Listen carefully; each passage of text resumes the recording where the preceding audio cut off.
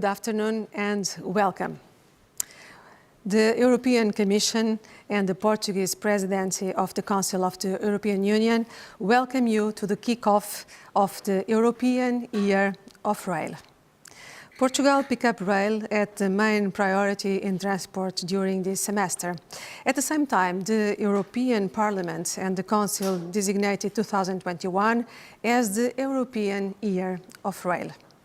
The conference will highlight the benefits of rail, of course, as a sustainable, smart and safe means of transport. It's important, very important, to encourage the use of rail and, of course, to contribute to the Green Deal. Hop on.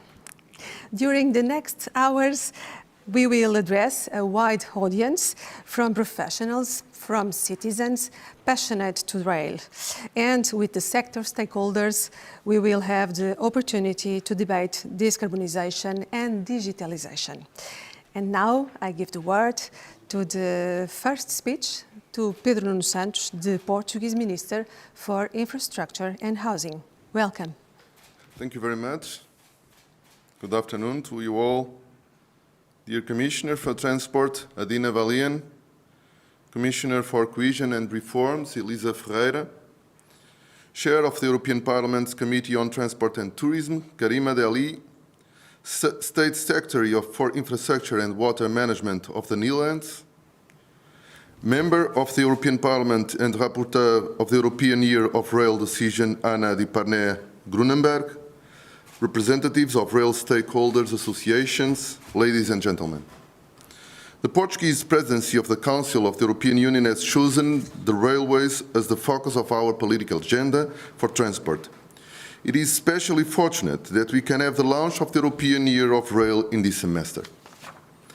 This event is the start of a whole year of initiatives dedicated to debating and raising awareness for the importance of rail transport.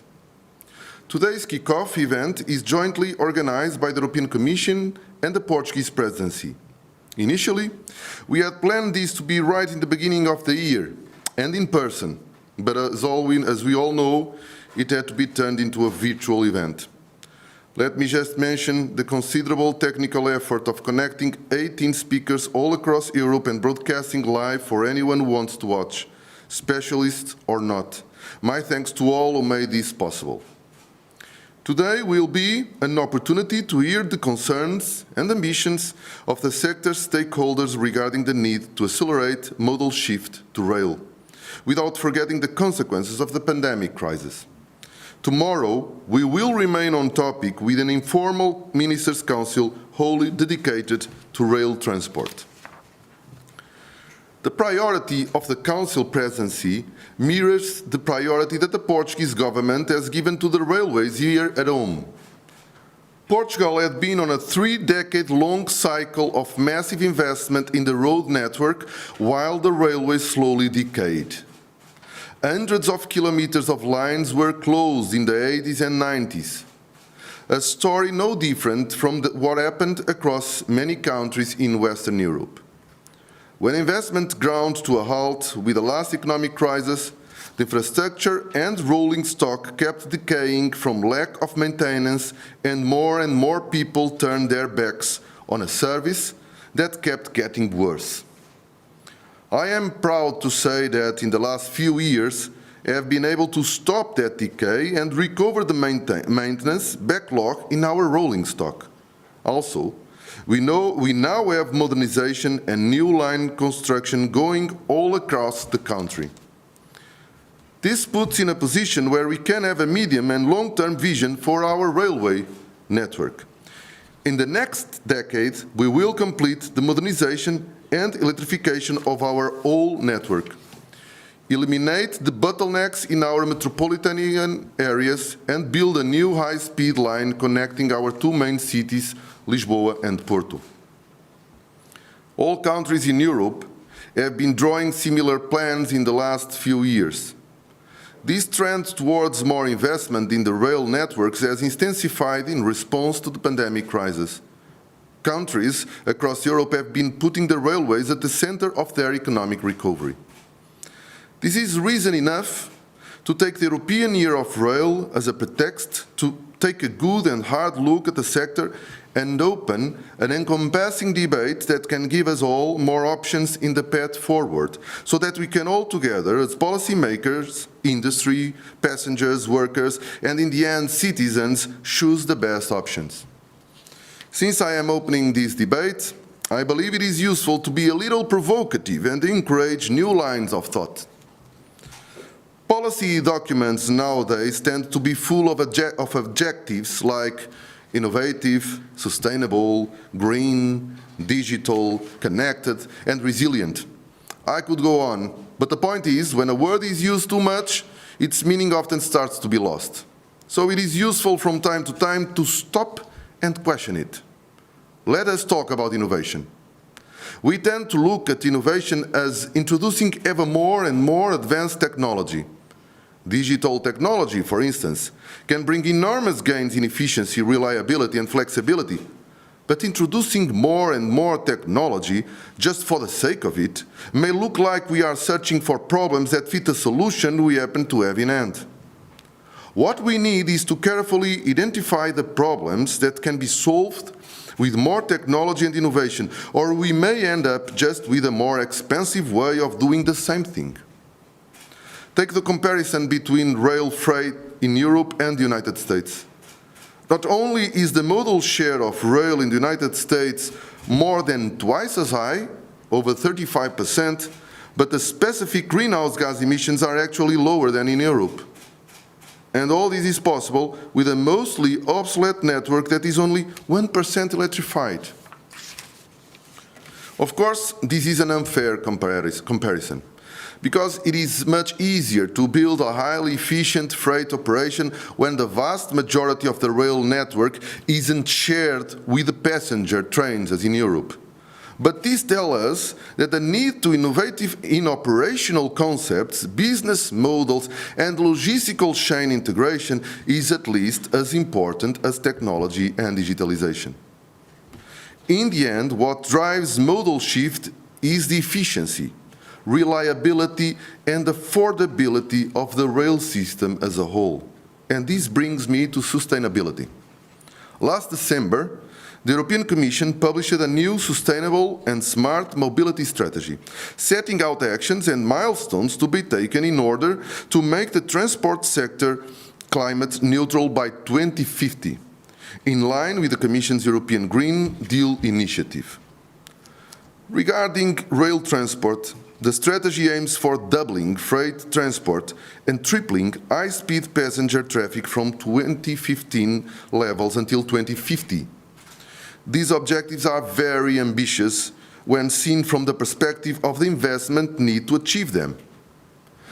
If we take a closer look, we will realize that they will require an expansion in the capacity and territorial coverage of the rail network not seen since the 19th century.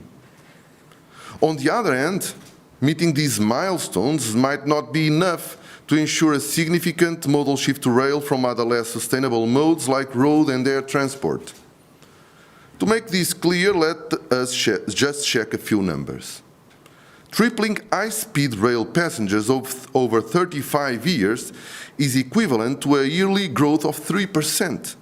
This is lower than the average 4% yearly growth experienced by air travel in Europe between 2011 and 2019. The same goes for freight, where doubling volumes over 35 years, the next 35 years, is equivalent to a 2% average yearly growth. This will be easily overtaken by the growth in volumes brought by even a modest economic growth. So, if we remain convinced, and I am, that modal shift to rail is key to sustainability of transport, the bar must be set even higher. In order to shift a significant portion of road and air transport to rail, we will need a massive public investment in rail infrastructure, rolling stock, and services. And I mention public investment specifically because it has been and will be the bulk of investment in the railways. Only the public sector can commit the large sums required so that the whole society can collect the even larger benefits in the form of time savings, cost savings, increased safety, and preservation of the environment. I am enlightening the role of the public sector because it is sometimes underrated in political discourse. Of course, I do not belittle the role of the private sector, but we shouldn't forget that the most important innovation in rail transport of the last century, high-speed rail, wouldn't have happened without the driving commitment of the public sector. Progress on that scale will not be possible while investment levels across Europe stay depressed, as they have been since the economic crisis of a decade ago. Many countries have the will to make these investments, but don't have the necessary resources in their national budgets. So we can either give up and just hope that road and air transport will become more efficient and sustainable, and they both are, or we can look at what we have been doing to check if we are on the right course. The European policy for the railways in the last 30 years has been one of progressive market opening and liberalization. Regardless of one's opinion and ideological position, it is an indisputable fact that it has, so far, failed to deliver an increased modal share for rail. It is impossible to know if these policies have actually avoided a larger drop in modal share or if they are responsible for keeping it stagnant. This is why we must thoroughly evaluate the effects of rail market liberalization, and not only from the standpoint of implementation. The fact that there are now multiple initiatives to promote international passenger transport shows that the market, which has been liberalized since 2010 for these connections, has not responded as expected. The market will not by itself provide the services that society considers important or even essential. It is also not guaranteed that the rail market resulting from the implementation of the 4 railway packages will be more open and competitive, since we already see the movement towards concentration into the large public operators at the expense of small operators, either private or public. To be clear, we are not calling for a return to the previous model of closed national rail networks with little connection between each other. But we also cannot push forward blindly based on a belief that market competition will supply whatever the citizens need. The evidence so far suggests that public authorities are essential to ensure citizens' accessibility and mobility they need. So governments should not be limited in the policy instruments they have to carry out such a policy. We must remember that it was that old model with so-called inefficient public operators that gave us the original Trans-Europa Express and, of course, high-speed rail. I am sure these subjects will ensure a lively and interesting discussion today as well as tomorrow during the Ministers' Council. The exploratory opinion of the European Economic and Social Committee on the Single European Rail Area, approved last Thursday, also provides a few more insights. More importantly, the way the debate was divided reminds us there is no unanimous position on these topics, which is a good point to start a useful discussion. The role of the railways as a public good we all share and cherish deserves we take these questions seriously and without fear of upsetting the status quo. It is up to us, inside these rooms, to make sure rail transport is here to improve everyone's lives. Thank you very much. I wish everyone a good debate. Thanks. Thank you, Minister Pedro Nuno Santos, for sharing with us your vision and your strategy, of course. Thank you very much. And now the European Commissioner for Transport, Adena Valeen. Welcome. The stage is yours.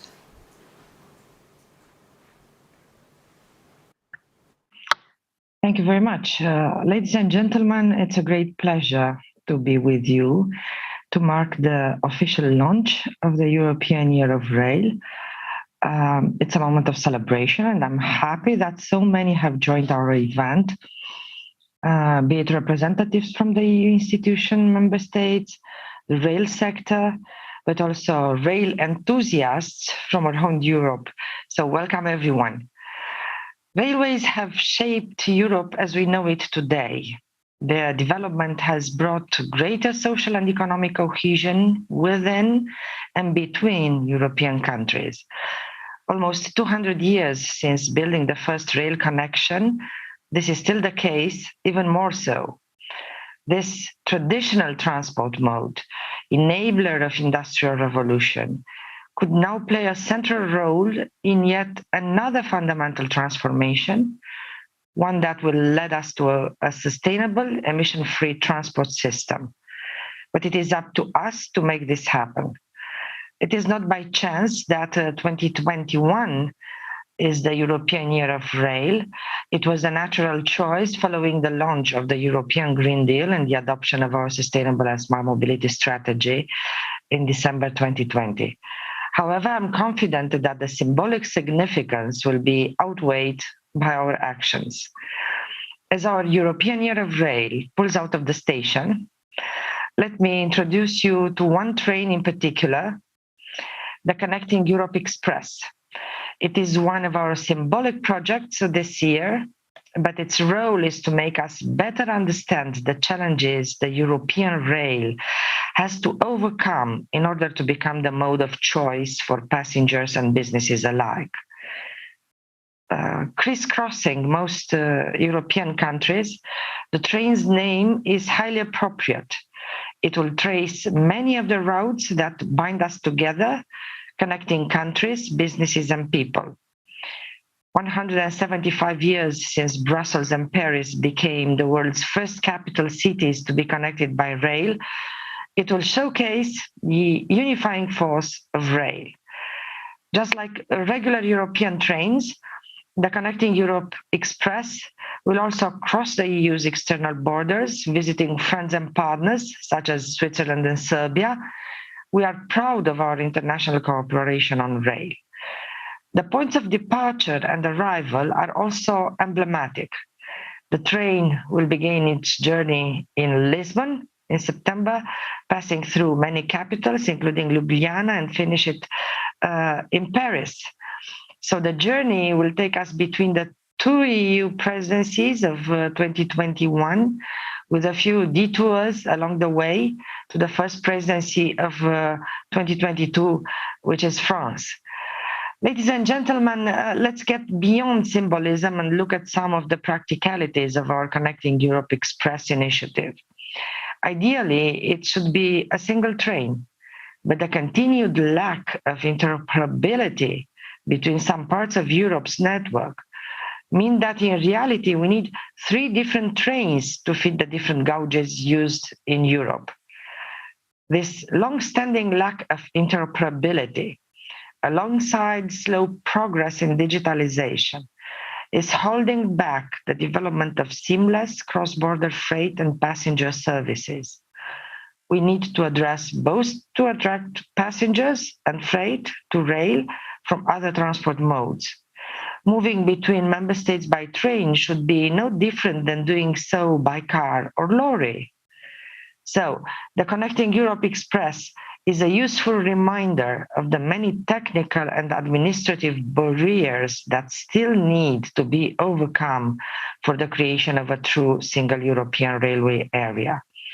But it will also demonstrate the very good cooperation in place between railway undertakings and infrastructure managers. More generally, the Connecting Europe Express will bring together the rail sector as large, as well as civil society organizations, local and regional authorities, among others. At each of the almost 40 stops, events will bring the rail community and wider public together to discuss the benefits of rail and what must still be done so that rail can become the preferred transport option. This is a clear policy priority as announced in our Sustainable and Smart Mobility Strategy. For example, we want to see traffic on high-speed rail double by 2030 and triple by 2050. It is now 40 years since the first TGV set out on its maiden voyage, and 30 years since the first intercity express outing. These were impressive achievements in their day, and it is our duty to build on them. Our conference in Lisbon will be an opportunity to discuss how important would be to improve such city-to-city connections, as well as high-speed rail from the angle of both services and infrastructure. With the pandemic putting a strain on all transport sectors, Bucharest will host a discussion on funding and financing opportunities for rail. These include the Connecting Europe facility, which allocated more than 75% of its budget to railway projects between 2014 and 2020. Ljubljana will host a meeting between representatives from the Commission, Council, and European Parliament on the future revision of TEN-T and rail freight corridor rules. In Berlin, our event will focus on building up a network of European long-distance rail services. These discussions will feed into our action plan to boost long-distance and cross-border passenger rail service, which we will present after the summer. The challenges faced by rail freight will take center stage in Luxembourg's Bettembourg, as we chase the milestone of growing rail freight traffic by 50% by 2030 and doubling it by 2050. As the Connecting Europe Express explores the TEN-T network, we'll of course be highlighting TEN-T role in connecting Europe and in connecting transport modes. Our key TEN-T goal is to complete the core network by 2030. This means building new lines and sections, modernizing existing ones, bridging missing links, and removing bottlenecks. But success is not only counted in how many kilometers of rail track we lay down or modernize.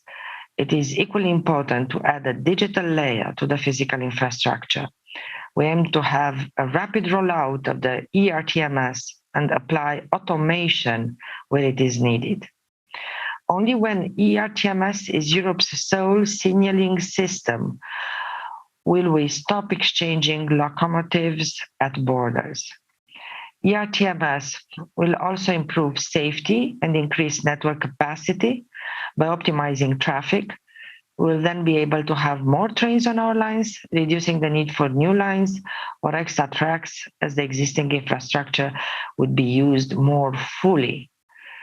The main technologies already available to improve the rail experience will be showcased in the mobile exhibition accompanying the Connecting Europe Express inside one of its coaches.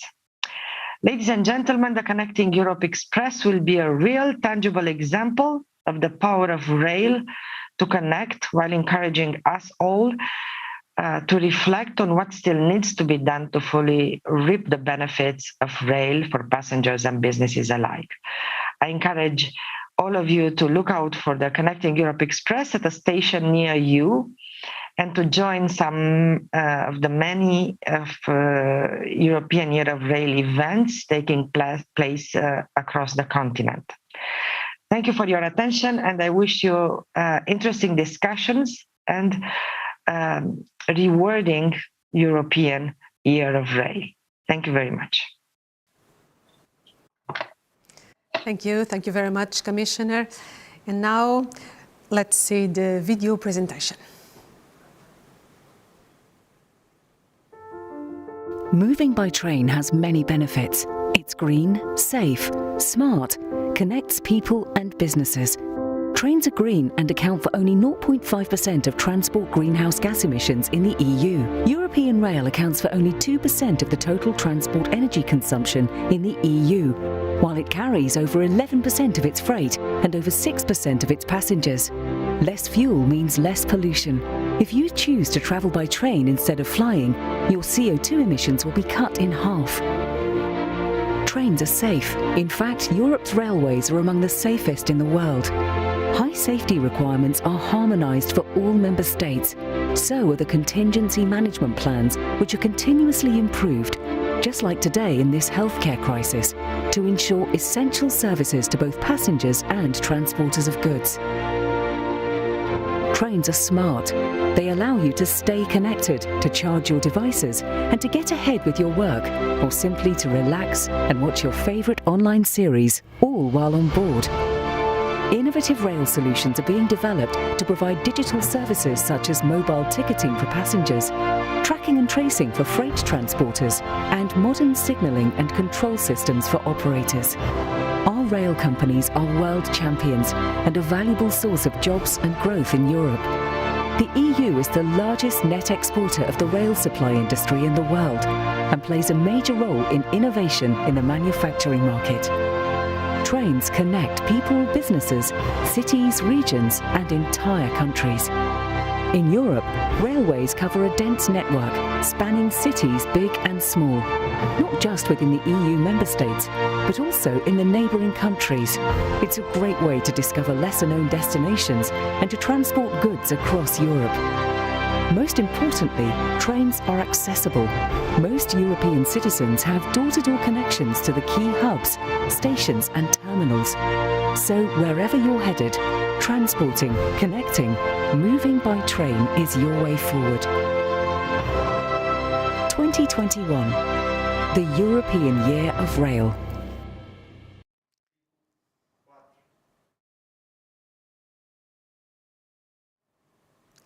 The European Year of Rail is part of the Union efforts under the Green Deal.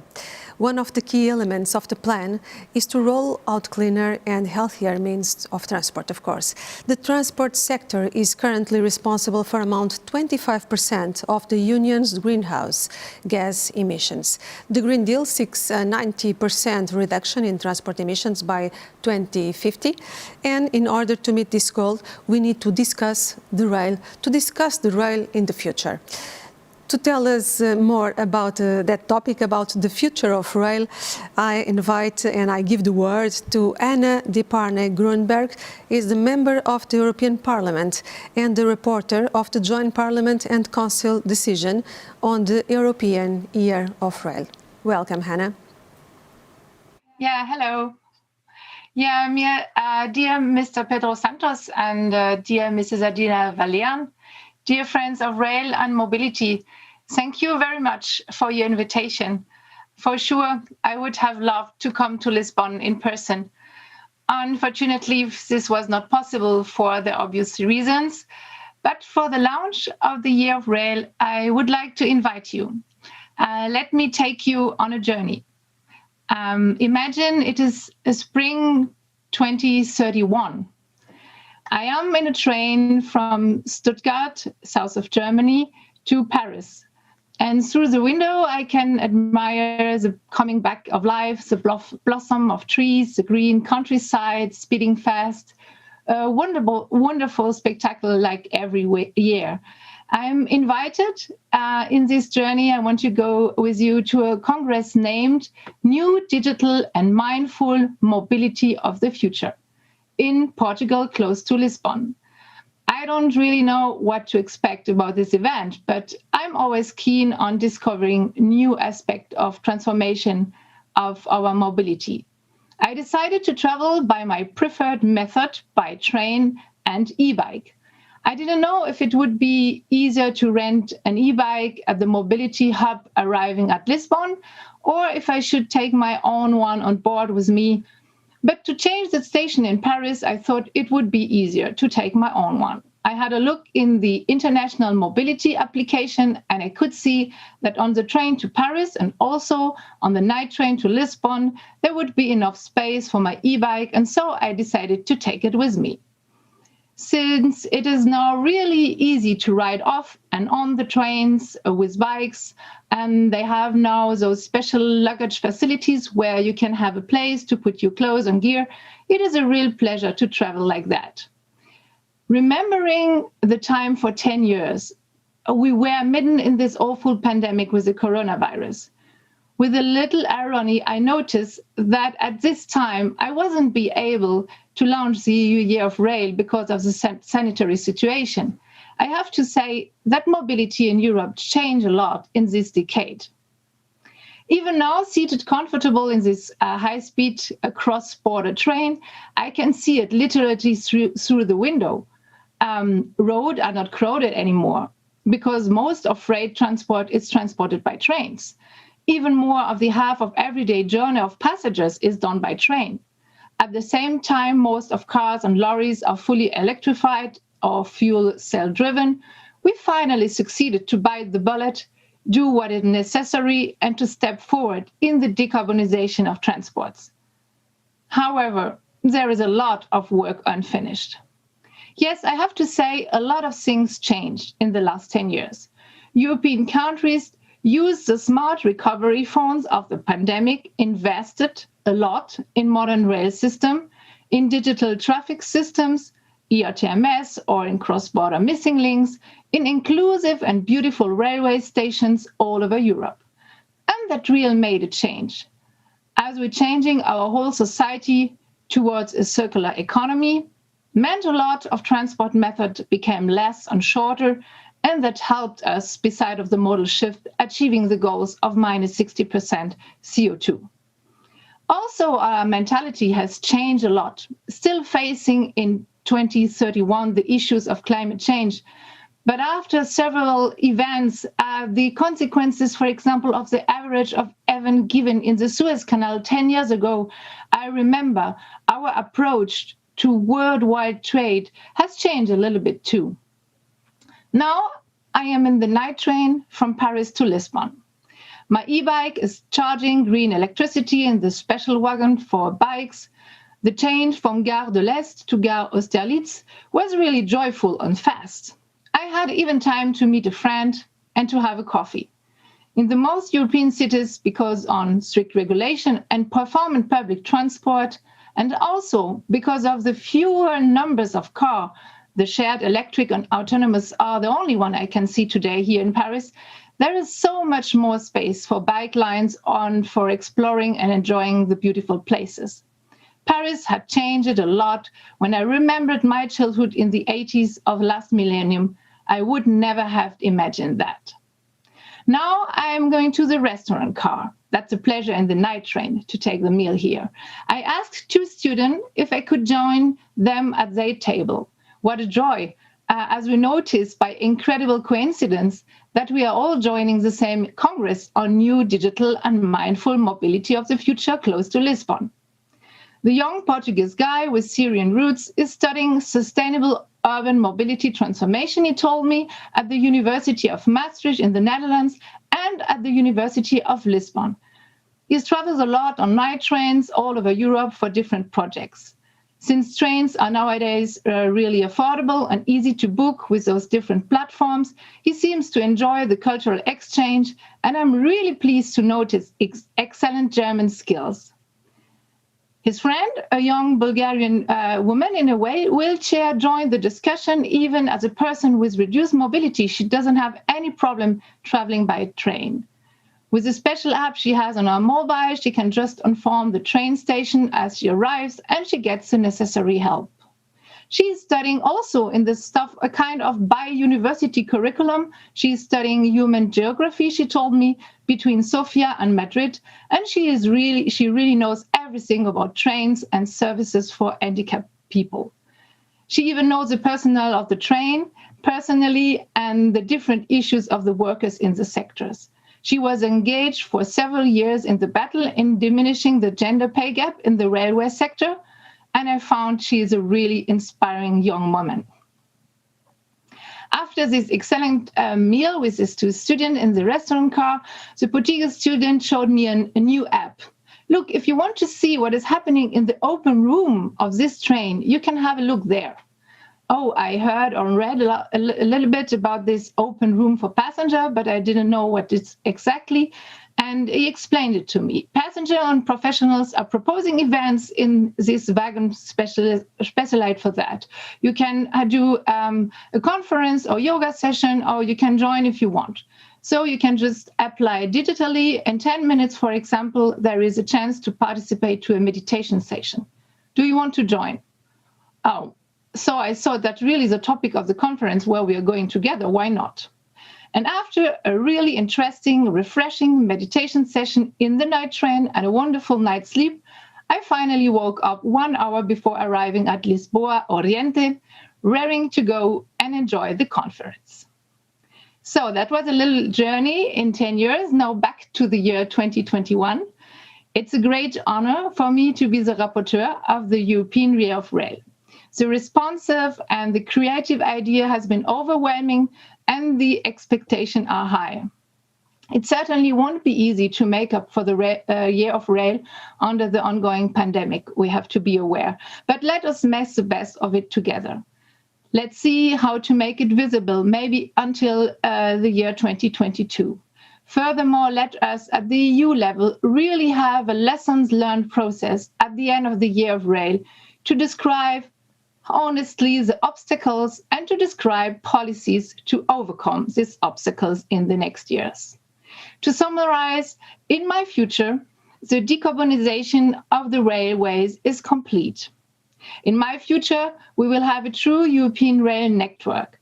A well-connected cross-border railway system will be the backbone of European transnational mobility. The patchwork will be overcome. Digital signal system, we name it ERTMS, is fulfilled. The transnational rail corridors, so-called TNT, are built and electrified, and also the missing links have been overcome and we had mined the gap. We see a real single European railway area. In my future, the rail is fully accessible for passenger with reduced mobility. In my future, through and onward tickets are the rule, and we have easy access to the necessary information.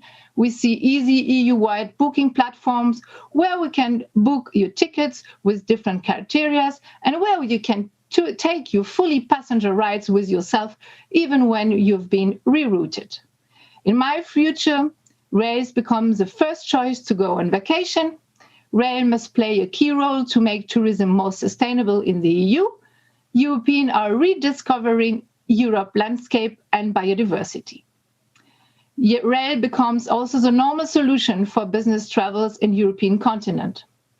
In my future, we also have a real network on night trains all over the EU. And in my future, rail is incredibly well connected to waterways and to road for the last mile, and definitely the backbone for freight transport on circular economy in the EU. In my future, we have no gender gap anymore in rail sector. The panel today proves that we still have a long way to go. However, I'm optimistic as I see the growing number of women working in mobility. At last but not least, in my future, rail is connecting people. That's the core of the Year of Rail. The renaissance of rail can be a real trigger for hope and for sustainable well-being economy, where public money goes towards common good. The common battle of creating a decarbonized, sustainable society that respects biodiversity and human dignity, also through the whole supply chain everywhere in the world. This mega societal project is increasing our motivation every day. Even sometimes it's really tough. Connecting also generation, genders, and different way of life. So as we hear it also from the young generation, a better world is possible. Europe is becoming closer. We are united in diversity and connected by race. Thank you very much and enjoy the panels and the day-to-day with all this impression on the European Year of Rail. Thank you very much. Anna, thank you. Thank you for opening the window of the train to see the future. Thank you. Thank you so much. You are inspiring us. In the next hours, we will have 3 debates with some of the most important rail stakeholders in Europe. Each panel with 40 minutes, first with speeches from the speakers, and after that, with a dynamic roundtable. The first panel will be focused on the rail infrastructure interoperability, connectivity, and of course, territorial cohesion. Citizens and companies need a modern rail in the new digital era and more connected, of course. The context of the national recovery plans brings an opportunity, a unique opportunity to boost public investment in rail infrastructure and attract private investments.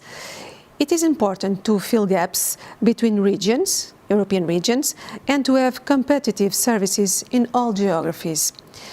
We have with us to discuss these topics Henri Popard-Lafarge, CEO of Alstom on behalf of UNIF, Joseph Doppelbauer, Executive Director of the European Union Agency for Railways, Carlo Borgini, the Executive Director of the Shift to Rail, and Francisco Cardoso dos Reis, here with me, thank you so much for coming, Director of International Relations of Infraestruturas de Portugal and Chairman of the UIC European Region. First, let's start with the first four speeches. The stage is yours. Henri, please, you have 3 minutes for the first words. Thank you so much. Thank you very much. It's a real pleasure to be with you today. I will try to be brief in my introductory comments. So I just want to emphasize a few aspects. A lot has already been said, of course. But let me emphasize first on the transportation system that if we want to reach the goal which has been set by the European Commission to double the rail traffic and to triple the high-speed rail traffic by 2050, we really need to boost the public investment. And we need to totally complete the TEN-T, the Trans-European Transport Network, with rail at its core.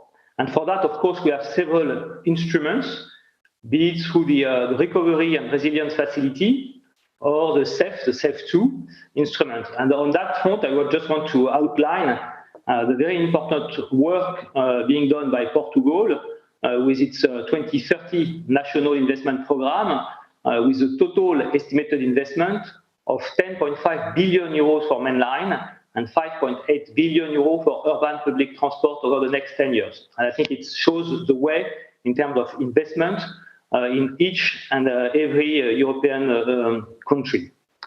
There is something which has not been so much outlined, and I want just to insist on it, which is that even though rail is by far the most environmentally friendly mode of transportation, and we know that only 0.5% of the greenhouse gas are being emitted by rail, 0.5% of all the transport greenhouse gas emission, still we need to continue to work on the decarbonizing of rail operations.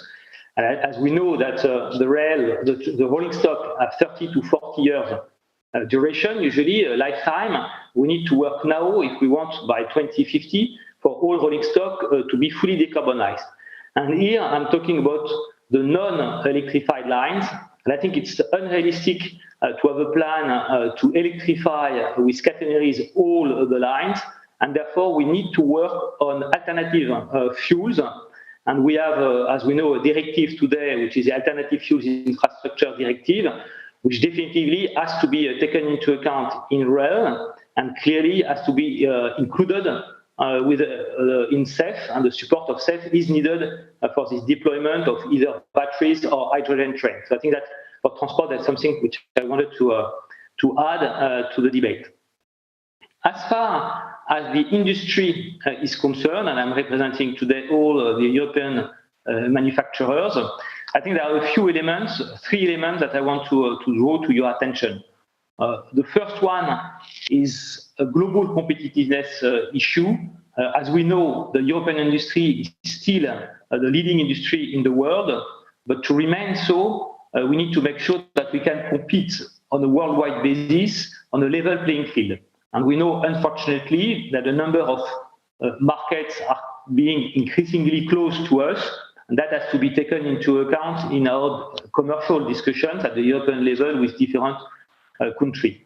Within Europe, I think we need also to promote what we call the MITs, therefore the most economically advantageous standard, rather than just compete on pure cost, because indeed what we are looking for is environmental performance, reliability, efficiency, which can go beyond the pure capex cost.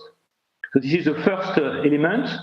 The second element is that this industry can only perform its duty, which is to improve rail transportation, only through innovation. And here there was a very nice initiative, Shift to Rail, which has been launched in the past. This is to be replaced, complemented, reinforced through the Europe's Rail Joint Undertaking. And let me insist on the importance of this program. And I welcome the ambition of the Portuguese Euro Presidency to complete such a program by the end of June. Last and not least, I was hearing the comments of the Portugal Presidency on innovation for innovation or innovation for efficiency. And I'm totally with him. I think we need to look for efficiency. And in that regard, I think the stability of the norms, the stability of the regulatory framework is extremely important. We need to make sure that whatever we bring as standard, as norm, we need to bring it for the sake of better efficiency and increasing efficiency, and not just for the sake of adopting the latest technology available. So I will insist on the stability of the norms in order to make sure that we can introduce interoperable solutions throughout Europe. So these were, after all what has been said, and again, a lot has been said, and I fully concur with all what has been said before, but I just wanted to insist on a few elements which for me are key for the European industry. Thank you. Thanks a lot. Henri, merci. Thank you. Thank you, Henri. Thank you very much for your words, your first words about these topics. And now we are listening Joseph. Joseph, welcome. Well, thank you very much and good afternoon. Many thanks for the opportunity to speak here at the kickoff of the European Year of Rail 2021. Due to the COVID-19 situation, this event is remote. And in this unprecedented pandemic, the European railway sector has demonstrated its resilience by delivering continued services and by keeping freight traffic going. Some people have concerns about the safety of traveling by rail during the pandemic. However, traveling by train is still significantly safer than traveling alone in a car, even when considering the infection risk by COVID-19. Now, no single mode of transport is perfect.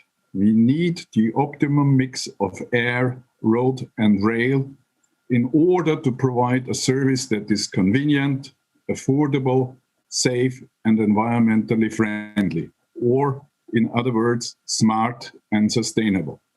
Rail has particular advantages: the ability to handle high numbers of passengers and efficiency over long distances. Any multimodal transport chain relies on communication networks and on data sharing. In consequence, a new digital infrastructure has to complement the physical infrastructure, helping to make it more affordable and more accessible. 2021 could be a decisive year for the European Union, not only for being the European Year of Rail, but also for wisely spending the 750 billion Recovery and Resilience Fund. The European Year of Rail is the opportunity to create more attention for the modal shift to rail. We need to make rail a symbol of the European Green Deal. We can attract more passengers to rail by connecting major urban areas across the continent with speeds of at least 200 kilometers per hour.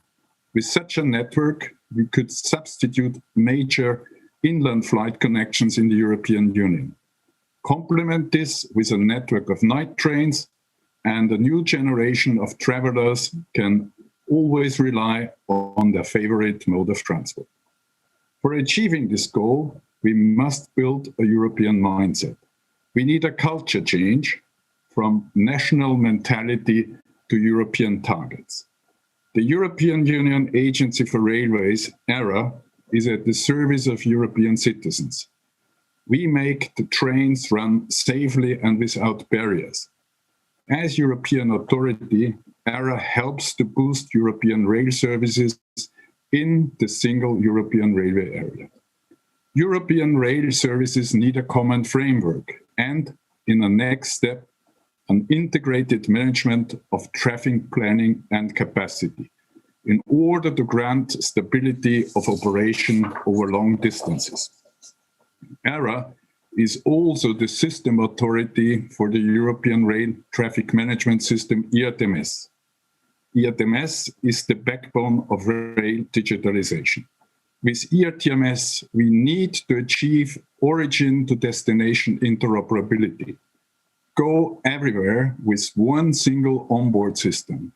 We need to make the system cheaper and not more expensive. Railway transport is not only the mode of transport with the lowest emissions, it is also a very safe mode of transport. However, safety needs to be continuously improved step by step. This is why, under the umbrella of the European Year of Rail, the agency is launching the first Europe-wide survey on safety perception in the rail sector, the European Rail Safety Climate Survey. By completing this survey, every professional working in the European railways will have the opportunity to make their voice heard to improve safety. Please spread the word. We need everyone on board. And let me take the opportunity to thank those companies and organizations who took the lead on this by becoming an official partner of the survey. Thank you very much for your attention. Thank you very much, Joseph. And now let's talk with Carlo. Carlo, tell us about your perspective. Thank you very much. Good afternoon to everyone. Thank you, Minister Santos, Commissioner Valeen, Anna de Parnay. Well, I would like to introduce the perspective of the rail research innovation, as I'm responsible to run the European Union program for rail research innovation. And what is about the European Year of Rail? It's about bringing rail back to its really owners, and these are the European citizen. The companies with ethical behavior will decide to choose the sustainable path. The men and women that work every day in rail to make it the mobility and transport choice of the future. And European Year of Rail is also about how rail is rethinking itself and how the sector is committed to a major system transformation driven by digitalization and transformation. Shift to Rail is the European Union Research Innovation Program and has been a key enabler to such transformation since its establishment in 2016. In just 5 years, so much has been achieved. GO2 for passenger freight in UK, Switzerland demos, additional line tests performed on digital automatic coupler in Germany and Sweden, in-hand switches and crossings installed in Austria, multimodal travel companion for passenger in Spain, Portugal, Netherlands, Greece, also during the COVID situation. It's the opportunity this year to show to everyone, policymaker, decision maker, tourists, millennials, how rail is ready to engage with them, to leverage its unique strengths, to match their needs. Safety and security of operation, low environmental impact of the infrastructure, electrification as a major source, but also as said before by Henri Poupard-Lafarge, hybridization for new technology and solution. Resilience in different conditions, including in the pandemic, but also climate change. The courage of the sector is to recognize its limits and engage with the stakeholder to show rail's capacity to transform and evolve. This has been going as a process going on for the last 30 years and accelerating now. Now we are going to work together to the overall objective to reach a seamless integrated rail system in a multimodal environment, building upon the evolution of national system that will ensure interoperability by design. So the Shift Rail program has brought the sector together, including a majority of rail manufacturers, representation of infrastructure manager operators, resource center, and so on and so on. But the European Year of Rail is also coinciding with the proposal of the Commission to launch the Europe's Rail joint undertaking. That is the successor of Shift to Rail for the period 2031. So I go back to the journey of Anna, and I would say, when you come to the new digital mindful mobility of the future, I hope that my successor will be there to present the results of Europe's rail and how Europe's rail has helped to change and transform the system as a sector-driven approach. It's not only recognizing the role of rail research and innovation in general in the COVID recovery path, but is an answer to the rail sector willingness and call to do more and work together to accelerate the transformation process of rail. Europe's rail will introduce a major change. We'll move from a bottom-up technology-driven approach. As Minister Santos said, innovation for innovation doesn't bring anywhere. But introduce a system-of-system approach that is focusing on a renewed concept of operation and a functional system architecture to be thought about by the sector within the dedicated governance of the system pillar. This full part of an innovation cycle. Automation and digitalization will be the key enablers of major capacity increase, life cycle cost reduction against performance target, quality of services and punctuality, new business models, seamless journey for passenger and cargo activities. It is a major step forward compared to Shift to Rail. It will focus the full research innovation, and will integrate it also a deployment coordination activity, because as was discussed before and indicated before, impact is achieved if we bring innovative operational and technological solution to the market. So this is the perspective that will help us to work in this decade. And in my opinion, the strength of the European Union of Rail, as you see also in the video has been enabled also with the work of Shift to Rail together and supporting the European Commission. In this decade, what we want to achieve is a major impact that will be tangible and will change the way people will be traveling in the next years. And in order to do this, we need to work together, and Europe's Rail is the instruments that will allow us to work together. And I would like to go back once on the question of which is the regulatory framework. We are strongly working with Joseph and the Commission about this. And I believe that one of the major answers that also this year will help us to develop is the focus on a performance-driven legislation. It will not be any more technologically driven, but will be driven for the impact to support European citizens and integrate other modes of transport, or integrated not only the main line, high speed and cargo, but also urban rail. That is one of the key essential components of the overall rail system in Europe, but also integrate new technologies that will be coming forward, combining different modes of transport, including for rail, and different technologies. Thank you very much.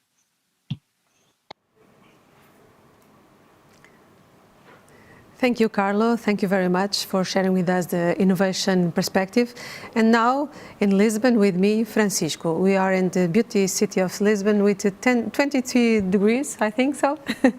And we are talking about railway today with Francisco and all of you. Welcome, Francisco. Share with us your perspective, please, and your Portuguese perspective, of course, about these topics. Thank you. Thank you for this invitation. Good afternoon, all of you. It's a privilege to be among you. Some previous words just to thank our frontline workers, transportation and railway workers that every day delivers services to our communities. I'm confident that today, as the first day of the European Year of Rail kickoff, it represents a new path beginning, supported on Europe's vision and ambition for the transportation sector, and in particular for railways. Nevertheless, as we all know, each coin has two faces, and our commitment and preparedness are not enough. supporting policies and financial means, or the abilities to streamline the investments are needed. At IP Infraestruturas de Portugal, we are focused on an efficient daily management and committed to implement demanding investment plans approved by our government. We are committed to implement new tools and services based on digital solutions to prevent, predict, protect, and manage efficiently our infrastructure. We are committed to increase our infrastructure's capacity to solve the existing national bottlenecks and facilitate the traffic growth for regional and commuter trains, contributing to the shift from individual cars to public transport. At international level, we are committed to eliminate bottlenecks, promote the harmonization of rules and procedures, maximize international corridors efficiency, and increase the cooperation among infrastructure managers, in particular with our closer neighbors. We are committed to implement the future digital tools, systems, and equipment to maximize systems' global performance. We, Portuguese Railway Cluster, we are committed to participate in Europe's Rail Innovation Partnership. Despite the unexpected decrease of the investment previewed for the partnership and the unexpected increase of founding members retained, we are preparing our application to be an associated member as envisaged since the beginning. The work continues, and we are confident that the partnership will consider associated members' involvement necessary, and that it will also allocate a significant amount of investment to these second phases applications, ensuring no one will be left behind. Using my other hat as UIC's European Chairman, I will refer some of the most relevant working areas we are involved, and they are rail system vision, architecture and modeling, measuring and ensuring safety and security of the railway system, developing comprehensive tools for passengers' benefit, facilitating rail freight development by organizing the logistic chain or defining standards for operations, developing solutions to support carbon neutrality and other relevant environmental issues. We continue every year, as over the past 100 years, producing focused deliverables needed by our members and the sector, like IRS's technical recommendations or projects. I must refer also, due to its relevance, the action in continuous development to combat the consequences of the pandemic crisis that continue producing solutions and recommendations. Last but not least, we continue increasing cooperation with relevant third parties like United Nations, European Commission, ERA, technical bodies, academia, suppliers, and so on. Just to conclude, let me come back to the European Year of Rail, just to emphasize the meaning of this commemoration. It is the first time our political community is focused on promoting rail, considering that it is a relevant instrument to achieve our common goals in terms of sustainability and to respond to the Commission's mobility strategy, to have a sustainable, smart, and resilient mobility. Now, it's time for action, and it is crucial we can succeed. Thank you for your attention.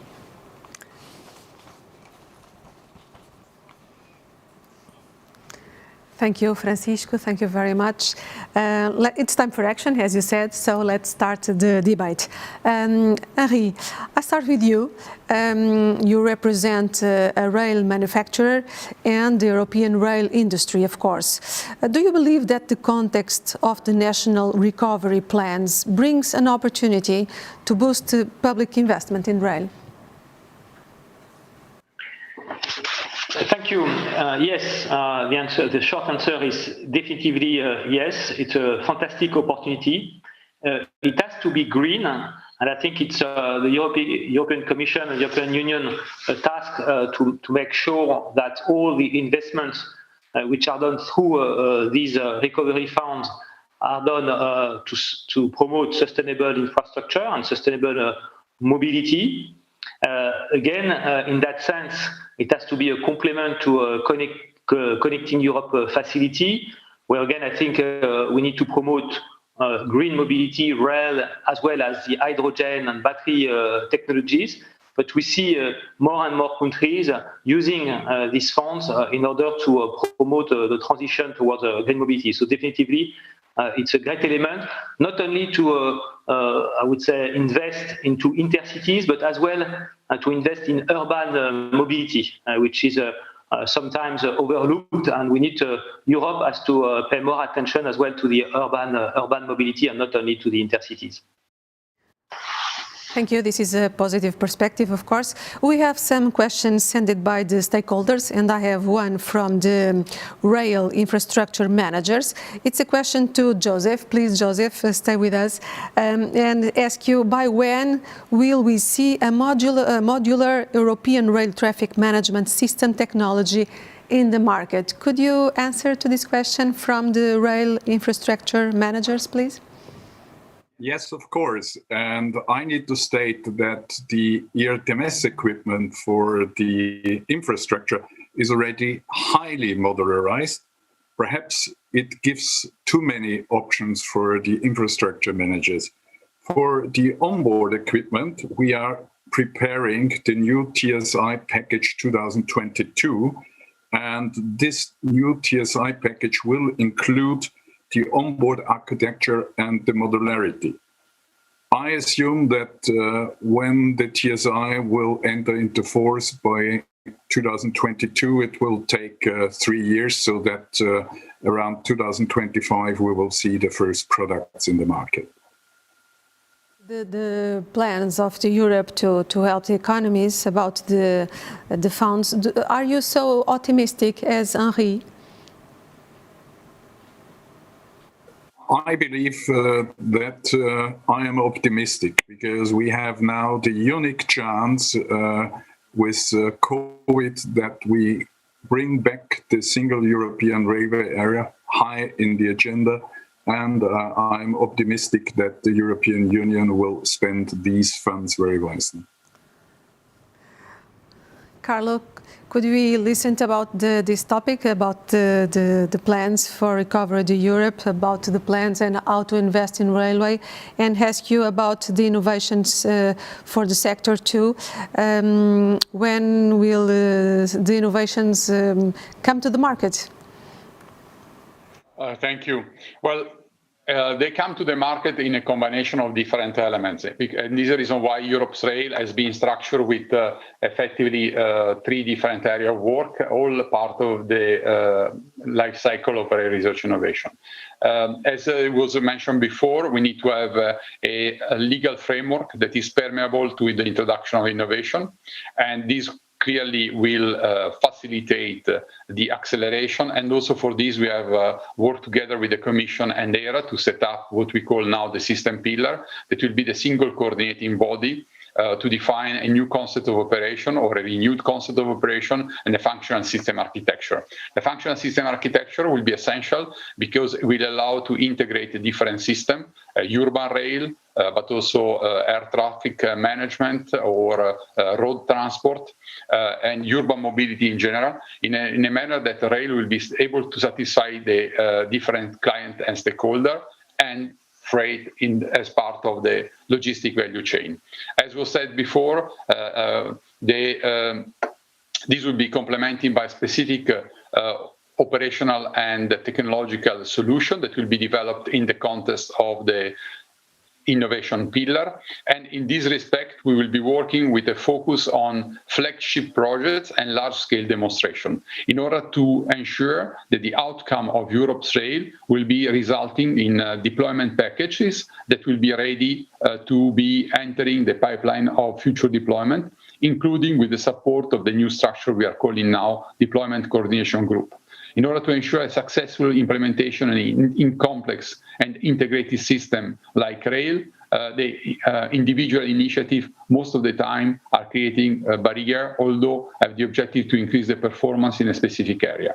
We need to look at the European network as one single European network, building upon on the information that is detained and available in all the 27 member states and the neighboring countries that complete the European network, and be sure that this information is available live in an agile manner to ensure that we are able to introduce in the coordinated way and deploy new technologies, as also Joseph mentioned. And the evolution of the TSI 2022 package, building upon the research innovation work performed by the Shift to Rail projects and members, including, for example, the European Duck Delivery Program, are all the elements that will allow to accelerate the introduction of technology. But not to be forgotten, as in many other sectors, we need to have a convergence of the funding. We need the convergence of the regional funding, the cohesion funding, the recovery funds, and I think this decision have to be taken now. So if we have European Year of Rail, is an opportunity now to materialize the convergence, also identifying the necessary convergence of resources to achieve it. So from our side, we are really committed to move on and to accelerate, and we need to have the expectation that this will create really opportunity for impact for the people that will be using the rail system. Thank you. Thank you, Carlo.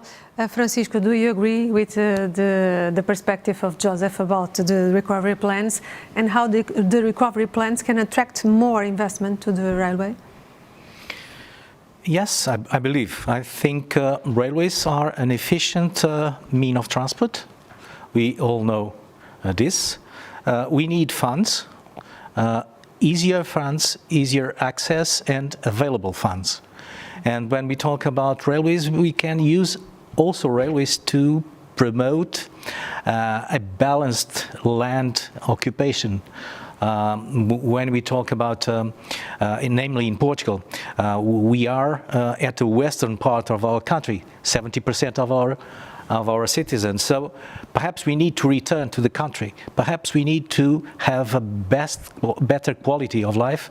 And these days where the telework appeared to us as a reality, things change, and perhaps we can be more time at home, more time in a place with a high quality of life, and to come to our office perhaps once a week and use the public transportation. And railways are really effective and efficient to deliver this kind of solution. But it's not only a question of financial means, but also land policies that both can, in a joint way, can promote this turn back to country and usage of public transportation. We have a question about this topic from the Committee of the Regions, and the question is: many regions want to take transport to countryside, to the farm areas. What can be done to implement these regional solutions, and how can the European Union help? Maybe you answered a part of this. Could you complement? Yes. It's what I was saying. We must use both components together and converge, as Carlo talked.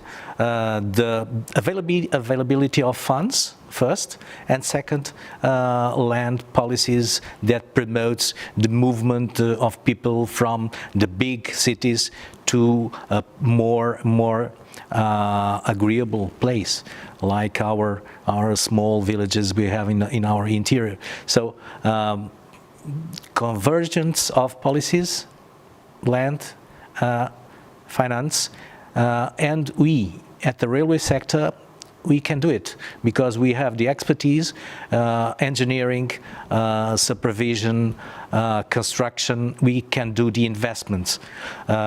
We need strategy, plan, and financing. So if we have those three components, we will do it, and perhaps we can contribute to a better place in our planet. Francisco, if we can do it, how to start? The first step, what will be the first step? Decision. Yeah, decision. Yeah, perhaps the first is to have the vision and the ambition, and the second is the decision, and the third and not the most important, the money to do it. Because in Portugal, namely, we have the engineerings to promote this investment. We have also the ambition. The railway sector has the ambition to be more efficient, to be more, how can I say it, to be more pragmatic, perhaps, on how to do it. But we have the right people and the right expertise to do it. We have the talent, we need the decision. Henri, do you agree with Francisco? Yes, definitively. I mean, it's first and foremost a question of policy and about decision, because it's we need to admit that rail is a system. So it's a relatively heavy infrastructure which requires a global regulatory framework which promotes its emergence. And in particular, we need to make sure that all externalities of any mode of transportation is being taken into account. And when you compare two modes of transportation, you need to compare their, of course, their security. You need to compare their environmental performance, the usage of land, noise, and so forth. So I think that's the decision is definitively the number one criteria. We have talented engineers in all European states, which are definitively capable of implementing such a system, but we need to have the right environmental framework. And the European Union is on the right way? Definitely, I think I've been, we've been a leader of Alstom for the last 10 years, and I've seen some very important progress made by the European Union during this time. It's clear that we are not yet at the ambition which was set, for example, in 2011, when the first books were written on the promotion of rail transportation.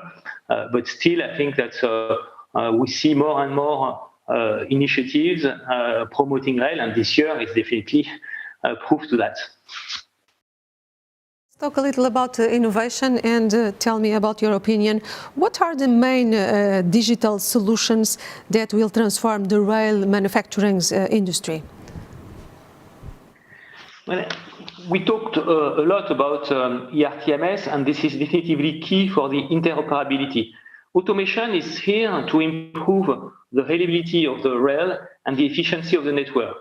We know that it's extremely expensive, both from a cost perspective, but also from an environmental perspective, to build new lines. So we should limit any new lines, and for that we need to increase the capacity of existing line to take into account the increased ridership, which is expected from everybody. So ERTMS will definitively be one, and we need to improve consistently ERTMS, geolocalization, 5G, and so forth. Automatization, so what we call ATO, which is the automated trains, will also help in increasing the efficiency, because as we know, when trains are automated, we are capable of increasing the number of trains on the lines. So that's definitely something which will drive the efficiency of rail network going forward. And of course, we need to think about the passengers as well. So it's not only driving the efficiency of the infrastructure, but we need also to improve the passenger experience. And here the connectivity, even though it has improved quite a lot, and now we have Wi-Fi in most of the trains, still I think we can do more efforts for passengers to be connected during the full duration of their travel. So we have, I would say, a large number of digital innovation which will come into play and which are extremely important. When just to give one example, on Paris-Lyon, we are changing the ERTMS, changing to the ERTMS, and we are moving from 13 trains per hour to 16 trains per hour, which is an increase of capacity of the line of 25%. It's of course for a very small fraction of what would have costed a new line. So you can see that the digital innovation is definitively the most efficient way to improve the efficiency of a system of a railway network. Henri, merci, thank you very much. Joseph, let's talk a little about the technical standards and the safety measures and targets. We need a cooperation with the sector, the rail sector, the national authorities, the UAE institutions, the European Union institutions, of course, and other institutions. How can they all work together, work better to the future?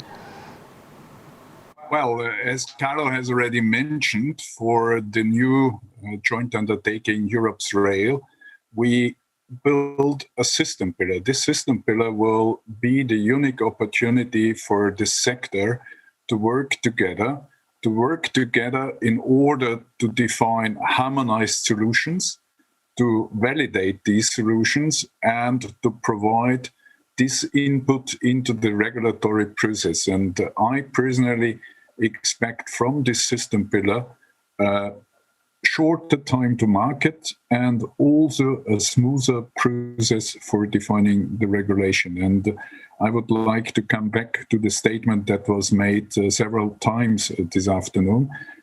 Innovation is not for the sake of innovation. Innovation is for the sake of efficiency, but in particular for the sake of the railway customers, for making railways more attractive and thereby for contributing to a greener Europe.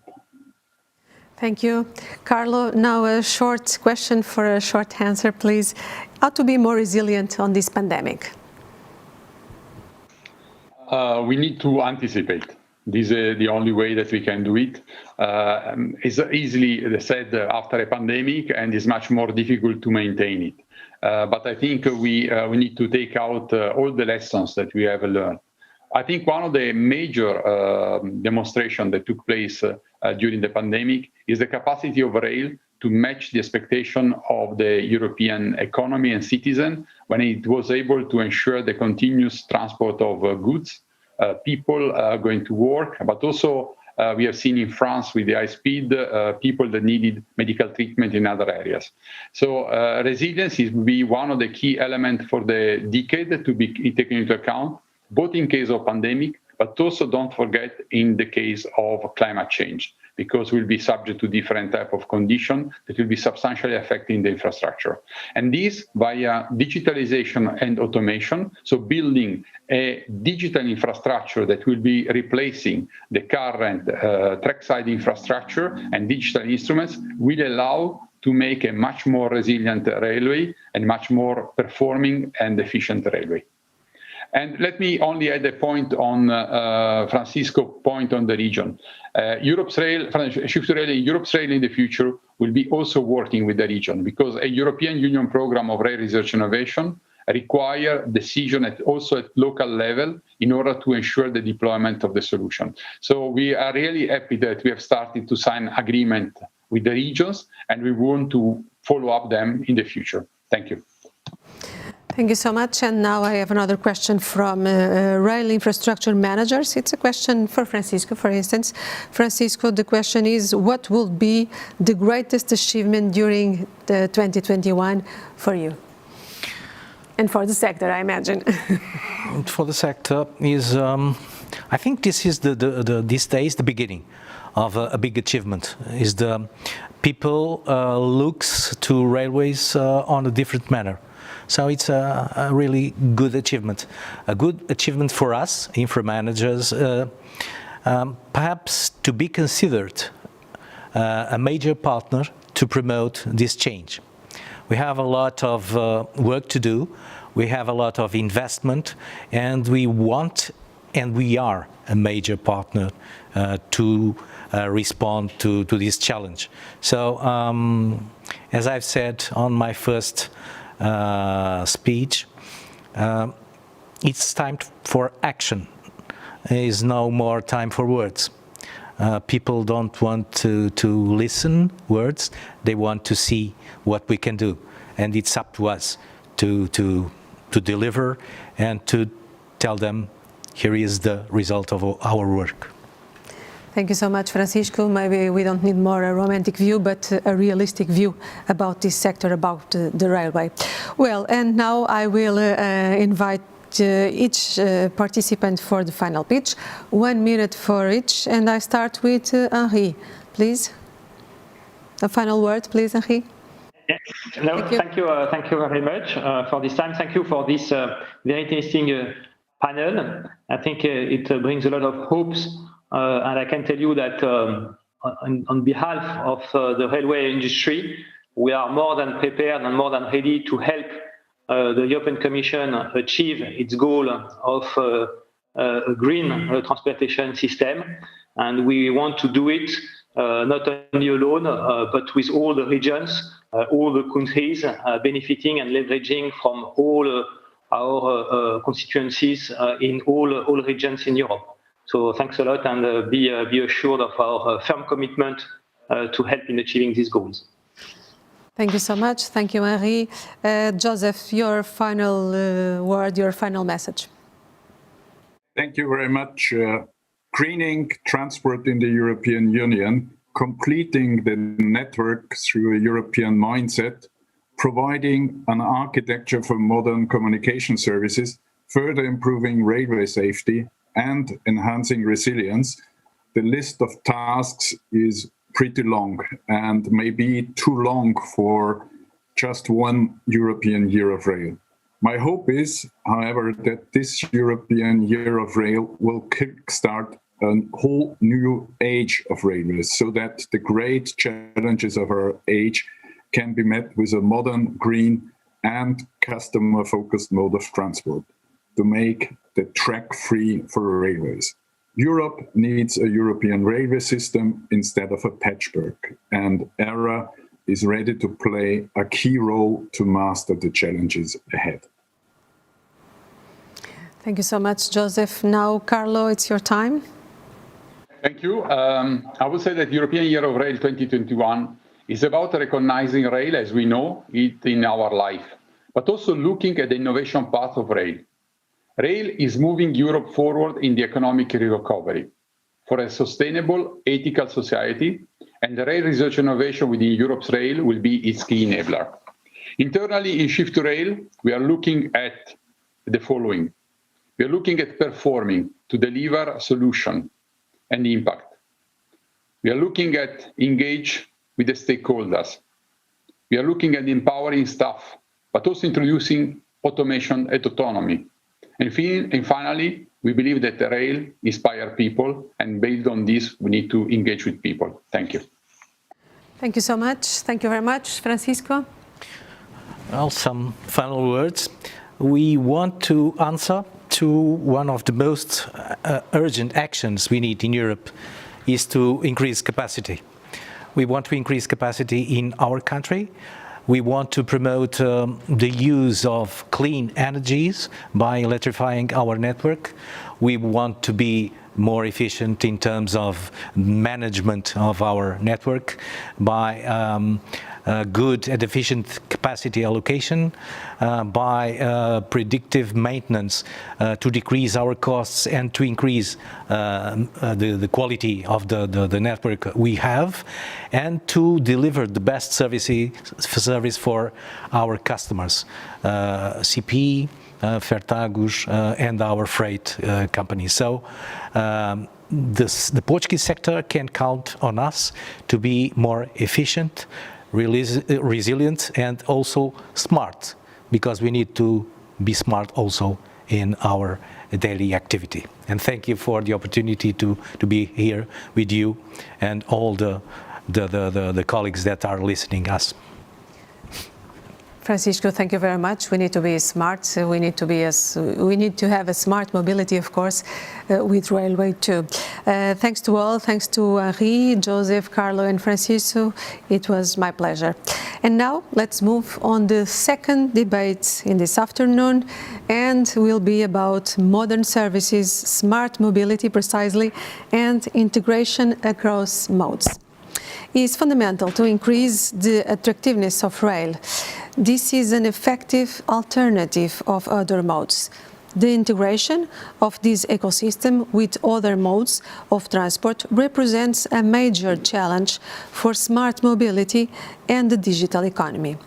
We have with us to discuss these topics Robert Omoloya, CEO of MEV Hungarian Railways on behalf of SER, Clemens Forst, the chairman of Rail Freight Forward, and Erich Forster, the CEO of West Ben on behalf of All Rail.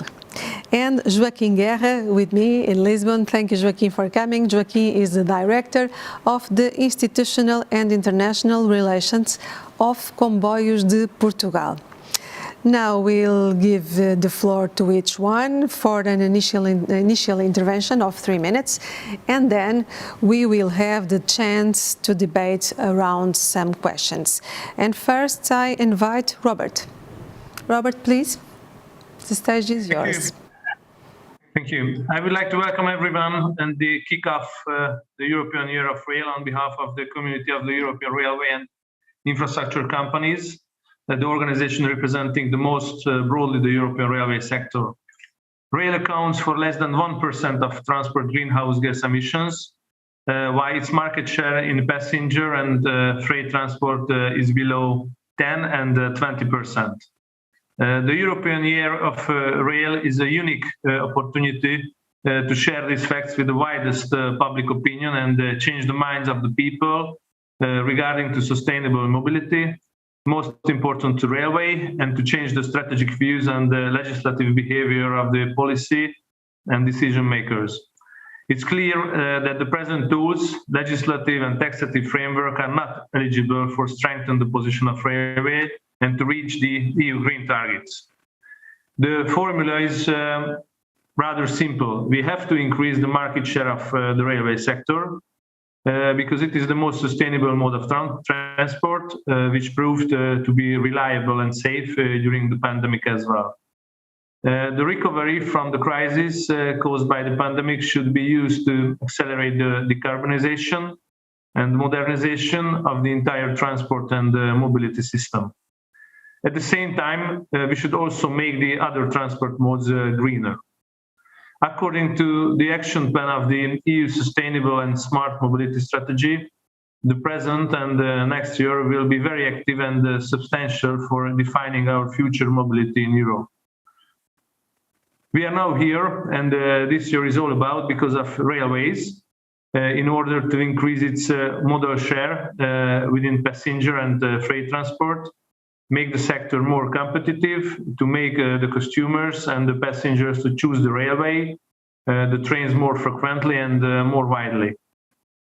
To this end, we must provide modern and smart services. It is also necessary to improve access to railways and to strengthen its connection and integration to other transport modes. It sounds simple. Our most important tool is digitalization in order to make our services more attractive and competitive. Its pace shall be speeded up, thus policymakers and legislators shall also make serious commitments in this field. By ensuring interoperability on the European rail network, ERTMS helps the railway sector to position itself as a true competitor to roads by enabling significant line traffic capacity increase and promoting cost reduction, which will introduce significant environmental benefits. ERTMS, the common European signaling system, shall be introduced most broadly and quickly, which is a primary goal and tool in order to facilitate cross-border rail transport. Let me highlight that there is still much to do in this field, as ERTMS has been deployed on less than 15% of the EU core network, while this rate is even lower in case of vehicles to be equipped with onboard units. And if we look through the ERTMS deployment map of Europe, we can find several missing cross-border links. With these absences, hard to be competitive with the international road sector. We have to focus on completing north-south and an east-west ERTMS corridor without any break, the earliest possible, and provide eligible funds for deployment. I would like to mention also digital automatic coupling also, which is considered a unique chance to renew European rail freight transport. The digital automatic coupling allows freight wagons as well as their electricity, data, and compressed air lines to be connected automatically and without physical labor. Digitalization is also a tool to make rail a more attractive travel mode for passengers. We welcome the Commission's initiative to propose regulatory measures to enable innovative and flexible tickets that combine various transport modes and give passengers true options for door-to-door travel, clearly a fair, interoperable EU-wide platform, and the transformation of the legal framework is needed, which will be suitable for every stakeholders, service providers, whether we operate in the public service market or in the private market. Besides intermodality in freight transport, it is also important to increase rail's modal share and to ensure the sustainability of EU economy. We have to improve the transshipment infrastructure and the number of and capacity of inland multimodal terminals. In this regard, it would be essential to establish last-mile connections between the railway network and the industrial sites. To sum up, it can be stated that railway has one option: it should be smarter, more digitalized, and more connected. Thank you. Robert, thank you so much. Clemens, would you like to join us with your first words, please? Yes, definitely. Very warm welcome also from my side. Many thanks for the invitation to speak here. As you said, I'm here in my capacity as chairman of Rail Freight Forward. Why did we found Rail Freight Forward? I think it's pretty clear to all of us and everybody who looks at this space that rail, both passenger and in our case cargo, is the only sustainable land transport mode available, right? And that's at least a given for the next 10 plus years. And I would even argue, even if we have hydrogen and electrical trucks and all kind of new technologies, right? It still doesn't change the basic fact that rail has a factor of 6 less specific energy need than road transport, right? Steel on steel rolls way better than rubber on asphalt. So even post 2030, post 2040, with new technologies on the road, rail will still be much less energy consuming and therefore a much more sustainable mode, right? And with that background, if you can sort of match the facts with the reality we have in Europe, and I'm talking about rail freight now, in Europe we have around 18% modal share of freight on rail, which is a global laggard, right? The tracker paradise US has 50% modal share of rail. All other continents have higher modal shares of rail than Europe. And that was the motivation for us in 2018, and us is essentially all railway undertakings, us is all railway associations, CRUIC, ERFA, and so on, to found this initiative Rail Freight Forward, which really aims, or which really has set the target to increase the modal share of rail to 30% by 2030. So from 18% to 30%, which is a number that is already being reached, for example, in Austria, right? Given a sustainable transport policy for many years, a number which is exceeded in Switzerland.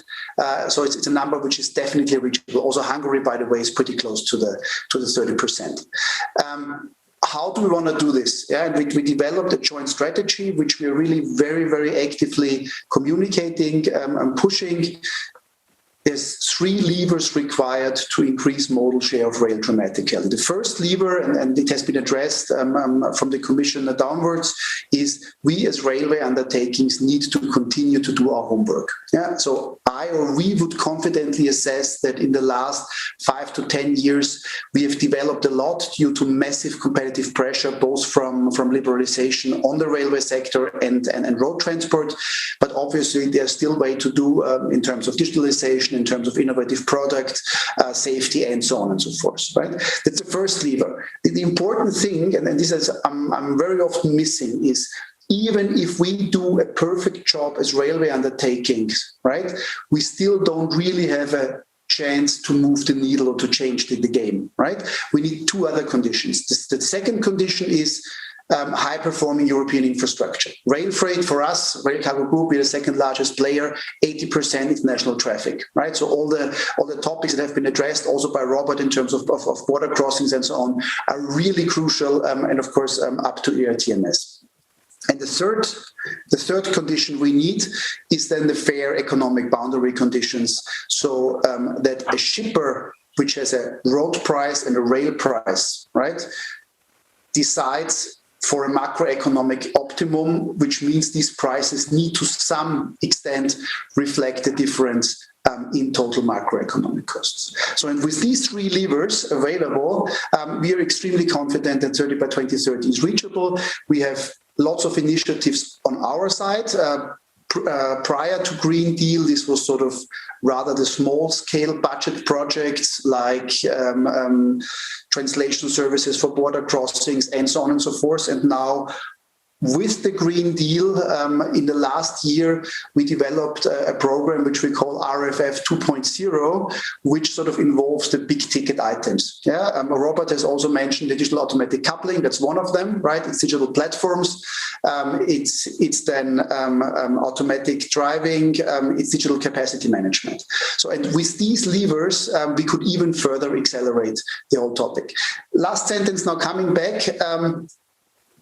I've now argued a lot about the difference or the advantages of rail versus road, right?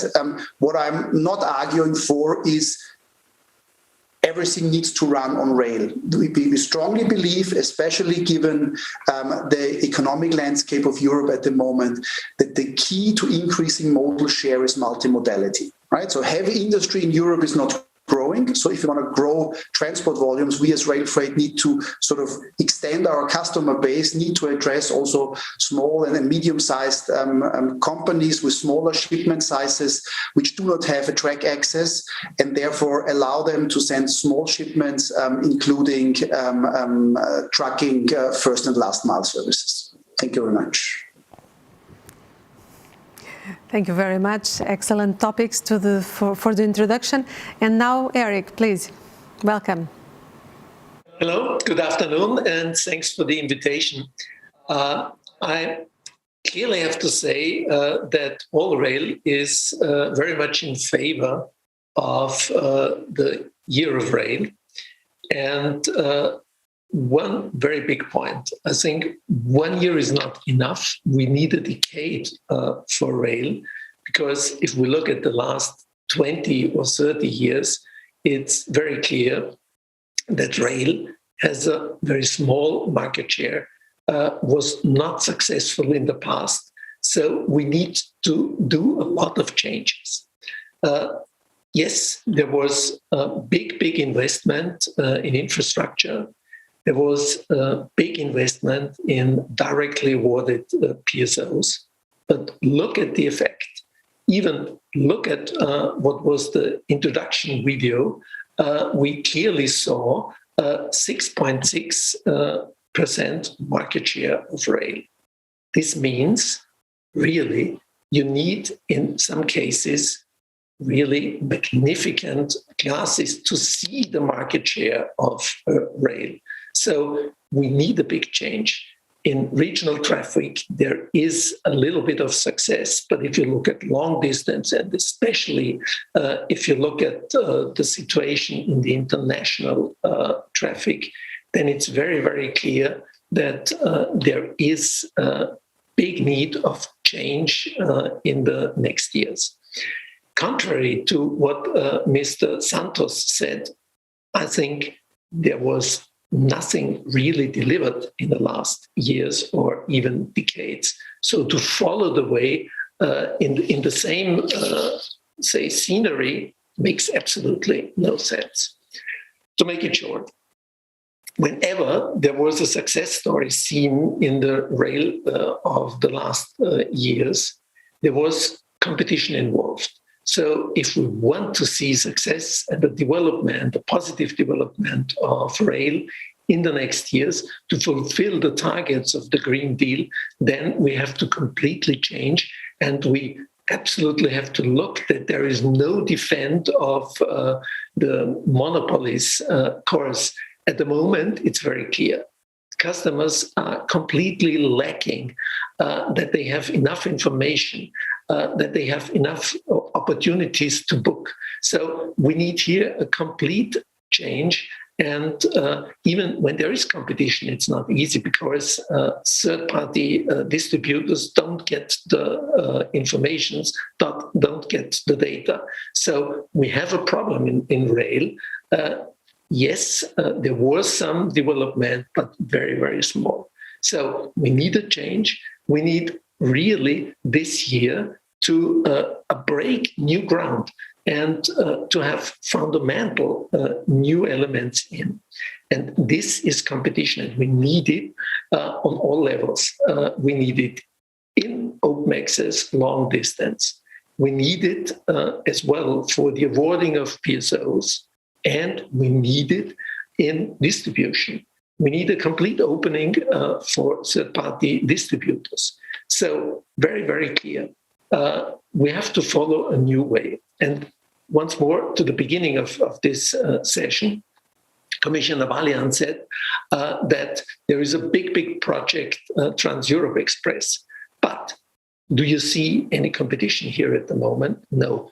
It tends to get the close shop of incumbents. And if we want to have a success story, if we want to have a real year of rail, we need as well here competition, opening for newcomers to have a chance to get more modern, to get more services, better prices, more success at the end. Thanks a lot. Thank you very much. Joaquim Guerra, what could you share with us? Good afternoon. I would like to thank you on behalf of the President of CP, Mr. Nuno Freitas, and personally for the invitation to coming here and participating in this event, especially because this is a special day for railways, and I hope a key milestone. All we know that the pollution made by the transport sector is a big challenge for European Union, and the railway sector is doing its job. We made an agreement which we have some objectives, and I can tell you the target, for example, to reduce these emissions by 2013 will be around 55% for the passenger side. If we are talking about energy savings, for example, we can talk about a reduction or energy saving around by 2030 around 39% and to 15 around 54%. This compromise already signed by CP and by the whole European rail sector is totally aligned with the main objectives of the European nation, the United Nations. Sorry. So we have to find solutions, and one way to do that is to find solutions that allow to implement the best guidance for train drivers to get energy savings. I'm talking about, for example, a national system, which will be the next step, the so-called Connect DAS. This system is based on IA and is totally adapted to various fleets of rolling stock. And with this system, we can increase punctuality rates and also increase energy savings around 50%. This is very important.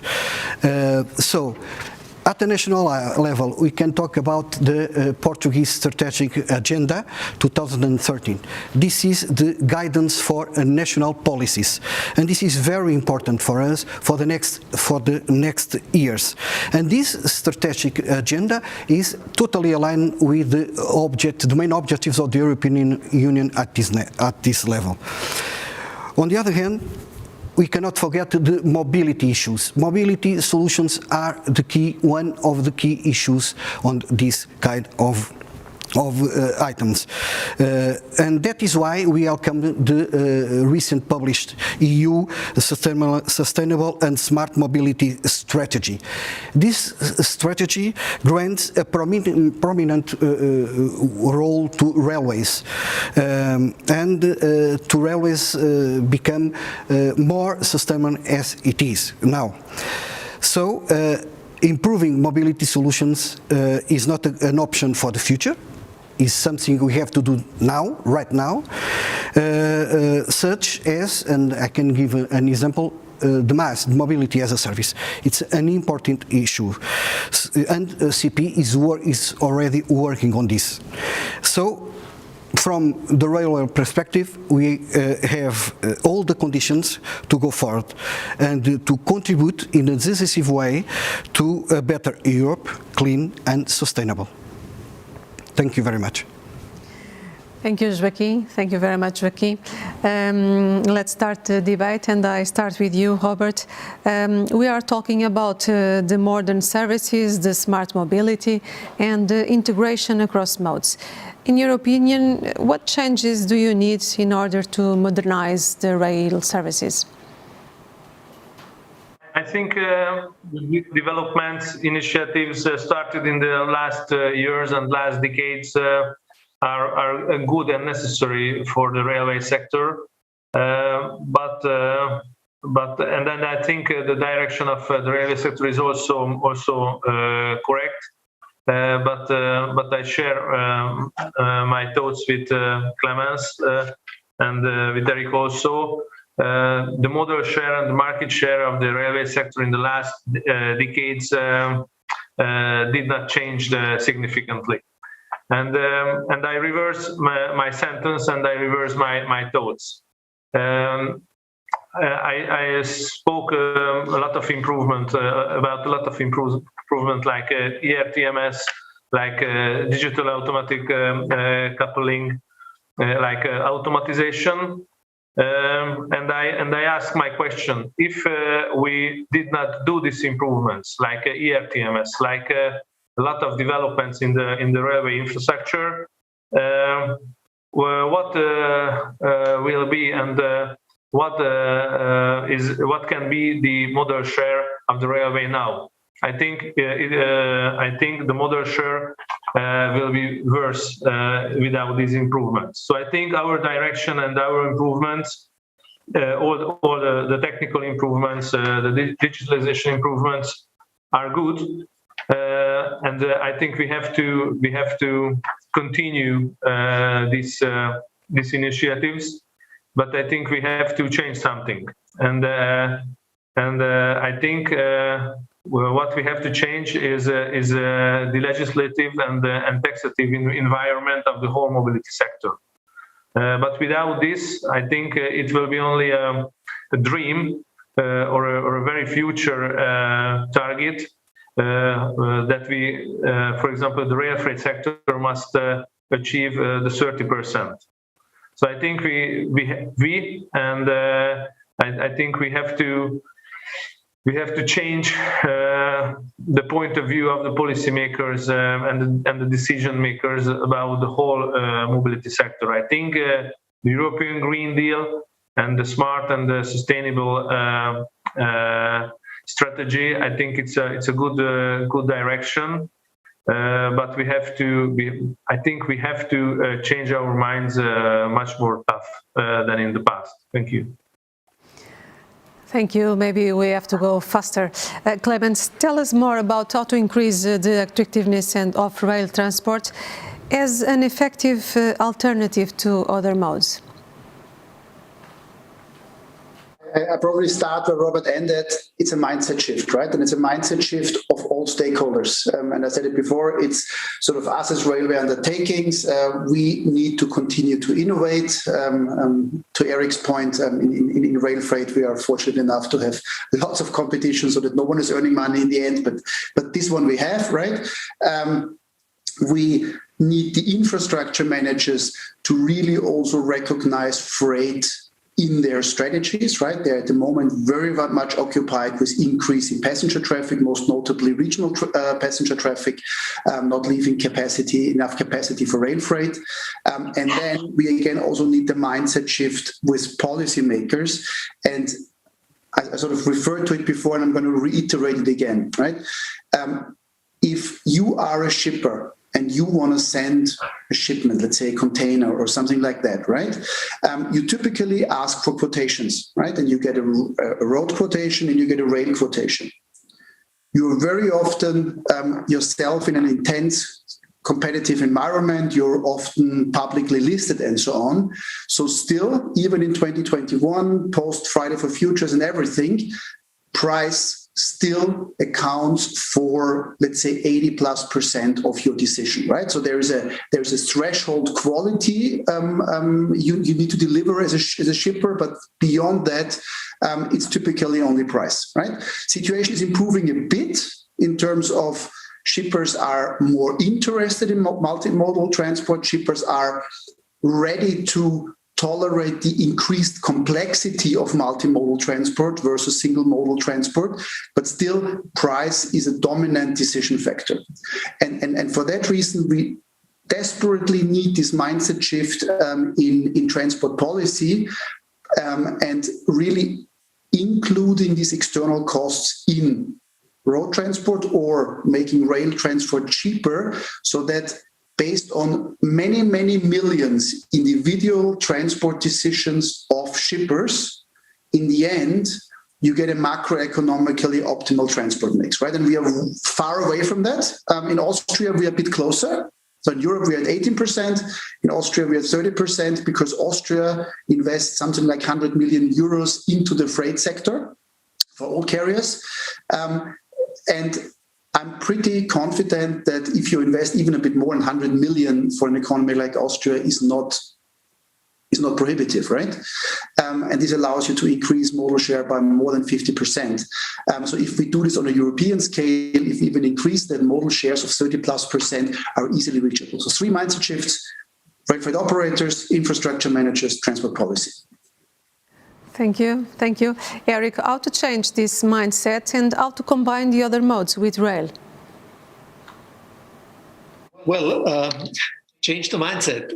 As I said, everyone has to think about competition in passenger, because at the moment there is very much concentration on the incumbents because they are state-owned. So I think if the mindset gets changed and there is more opening, more systematic inclusion of newcomers, there will be automatic development, because whenever you see competition, then you see a movement, then you see new initiatives, then you see more activity, more service, and this comes to the advantage for the customers, and that automatically follows an increase of demand and use of trains. This is very clear, and combination with other modes very clearly is one of the steps very recently have to be done, especially if we want to change what is at the moment or before COVID was running on short distance flights. There should be combinations between rail and flight. There should be delivery into hubs of airplane for long haul flights by rail. And so these modes should be combined, and the same for car. Yes, perfect park and ride solutions to integrate these modes and have a chance to have satisfaction for customers if they pass to rail. Thank you, Joaquim. If you have to choose one, what is the big challenge in the smart mobility and the digital economy to the sector? Well, from the CP perspective, we are thinking, or we are looking to the country as a whole. The importance of this strategic vision is reflected in our vision. CP as the national leader in integrated mobility, simple, personal, and sustainable. So our mission is to connect people and communities in a sustained manner. So we cannot forget that CP is the largest public passenger land operator. And we are facing, for example, the channel of liberalization, which is a huge challenge. It's changing completely the paradigm until now. So we need to respond to first to the opportunities, and second to the needs of the customers. It's our job. We can do it. We can avoid that. And we have to think about mobility solutions. And MaaS, in my opinion, is playing a huge role on this. The addition of MaaS is unavoidable. We have to do that, and we have to do that now. We can wait for the future. We can do that now. We have already joined to a project in the urban area of Porto, the so-called Adena. This is a system where we can dematerialize integrally the transport ticket. And this is very important for the customer. On the other hand, the role CP is playing in our country huge, that we have to think about global solutions, because customers need to know the best journey at the best price, and we have the obligation to give them this opportunity. However, I think that we have to do that with the coordination with the public authorities, the transport authorities, because we need to remove initial barriers. Drive development is absolutely necessary, because this new paradigm requires institutional leadership. And also, the second step is the cooperation of the EU in releasing the necessary funds for that. This is I suppose, the major goal for the European Union. And I can remember the Connecting Europe facility, the next program, the GU, the Europe Trains, the Europe Rails.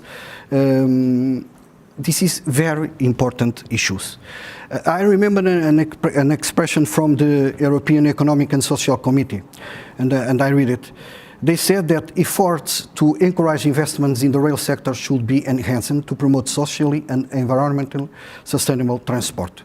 So we have a new dawn, and this new dawn is around the corner, and let us move towards making the rail sector modern and competitive. This is what we are working for. This is a really big challenge, of course, a big challenge for CP and for the railway. And now I have a lot of questions from the stakeholders, and the first one is to Robert.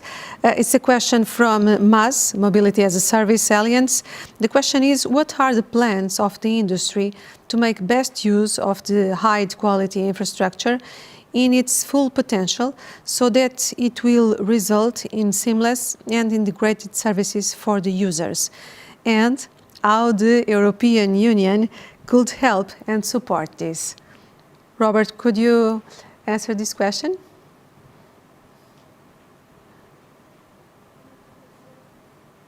Sorry.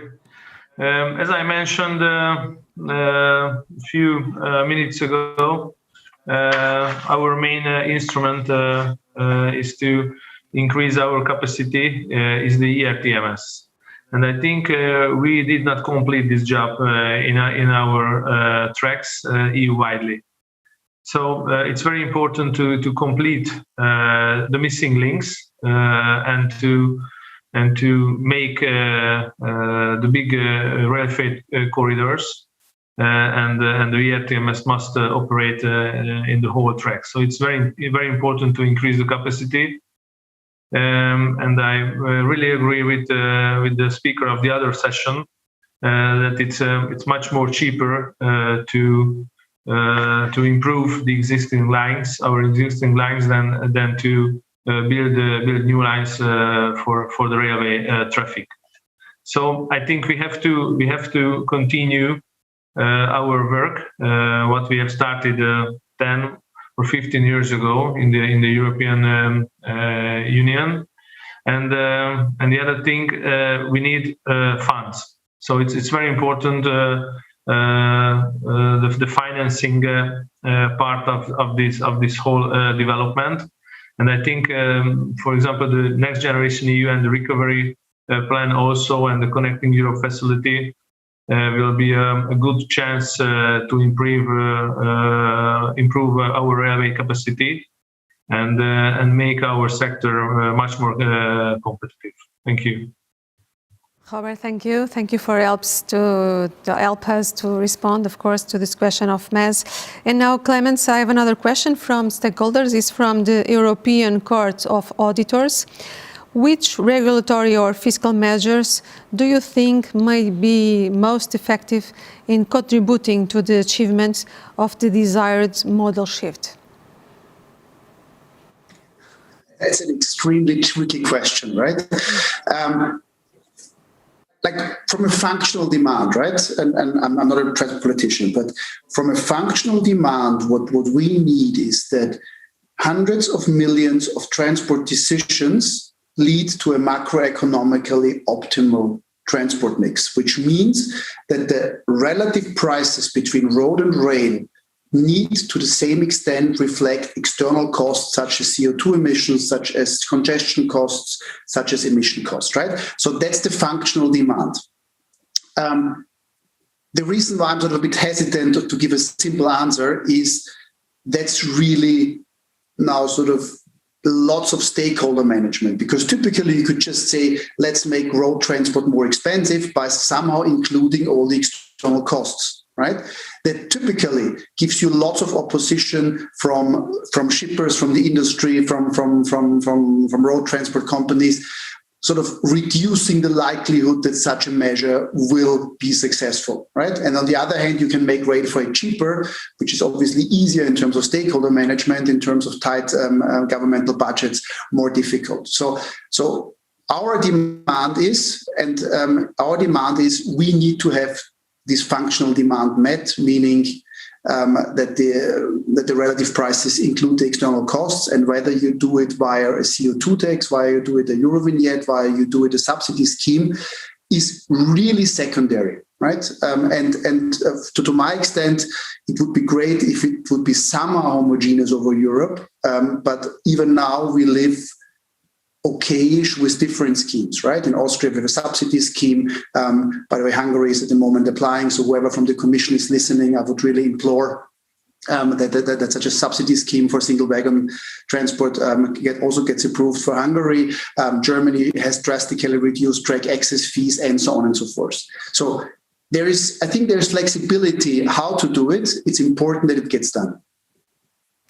Clemens, thank you very much. Excellent explanation. Now, Eric, I have another question from the European Court of Auditors. And let's see this topic in another perspective. What can we lose with a poor implementation of smart mobility and integration of services? And how to add value of the TNT network? Well, it's very clear. We need a complete new level of informations, and so we need more informations that serve the customers.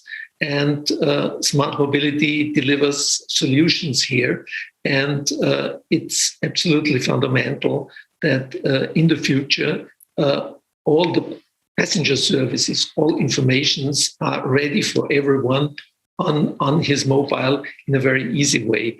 And the more information in an easy way we have for our customers, the better we can serve these customers to change to rail. At the moment, it's very easy to jump into a car, but it might be very difficult to take a travel by rail. So whatever we do, we need a perfect basis for the customers. And there are very good information systems in the regions in urban transport. But very often nothing about delays of long-distance trains on the way. So you need, in any case, perfect information to have a good basis to rely on the services, not to lose time, and be happy with rail services. Thank you very much. Joaquim Guerra, some railway services, in particular high speed, have been quite successfully to contribute to the model shift from aviation to rail, of course.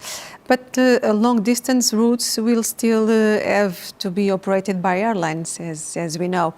How can we coordinate and join the services between railway and planes to provide complementary services? Well, we all know that to a certain distance there are factors that demonstrate that users perceive the best solution for travel probably is rail. We are talking about distance between 600 and 800 kilometers, more or less. Of course, there are decisive factors for that. We are talking about, for example, the access time from the origin to the airport and to the station. Also the check-in time and security procedures, which is very important. The frequency is absolutely crucial, because more frequent services allow the passenger to plan, to better plan his daily business. Mm-hmm. Punctuality and reliability is also very important. In case of delay, for example, the commercial policies of railways is much more aggressive than the air policies. So it's not only a question of environmental issue, but it's also a question from the user point of view. How can we combine these two kind of modes of transport? For example, CP has already the Ray and Fly. We have two MOUs signed with Emirates and SATA Airlines. This is an example how can we manage and how can we collaborate with the air sector. And in the end, the user benefit from this, because I give you an example. The users can get 20%. The Emirates users can get 20% of discount, and the CP users can get from Emirates 5% of discount. So the benefits are there. So we can do that. Of course, we can do that. But more than that is the mobility solutions. And again, MaaS could be a good solution for that, because you can integrate there all the modes of transport. And as I said, when the user have the possibility to choose the best journey at the best price, is very good for them. So what we need is more competition, yes, but we cannot avoid to talk about complementarity. And this is the main issues for the next years. Thank you very much. Very interesting, this point of view, of course, and a very rich roundtable, I think so. Let's go to the final pitch. 1 minute for each. Robert, could you start, please? I think very timely topics and issues were touched upon during these discussions. This year of rail will be very important opportunity for the railway sector to promote its potential. Such potential can be strengthened by the technological possibilities offered by the next century. The climate change and the pandemic raises several issues to be solved. The recovery after the pandemic will be an opportunity for the sector to gain more weight in transport. However, we also have several challenges had to meet customers' needs and deal with the increased modal share of railways. Hopefully, all these challenges will be more efficiently tackled if we use the opportunities provided by the digitalization. It would help us to offer more seamless services, for example, by means of ticketing and to support capacity management. It is our ambition to contribute of achieving the objective of the European Green Deal by increasing railways' modal share and facilitate the integration between the transport modes. And for the end, the motto of the CER is the voice of the European railways. I think in the future we have to use our voice much more louder to achieve the Green Deal targets. Thank you very much. Thank you, Robert. And now, Clemens, we need ambition, decision, action. What more? Well, I'm confident that the 2020s will see a renaissance of rail in general and rail freight specifically. I'm sort of completely with Robert that we need to be loud. I'm completely with Robert that digitalization will be key over many aspects, right, from saving costs to overhead. But most notably, digitalization will allow us to make multimodal transport easy to use, right? Because it's inherently more complex than single modality, but digitalization will really help us there. We as rail freight operators, again, united in the Rail Freight Forward Coalition, we really stand ready. We are fighting heavily. We have CO calls every second week for an hour. So we are really pushing the agenda. We are doing our homework. Again, just to repeat it, what we need an interoperable European infrastructure with capacity also for rail freight, and we need fair economic boundary conditions. With that, there will be almost no limit to what rail freight can do for Europe. Thank you. Thank you. And now, Eric. Yeah, very clear. All rail wants to have this year of rail as real game changer. So very clearly a new way. And I think we have a good basis. There are post-COVID recovery plans on the way. We need to perfectly combine them together with Year of Rail.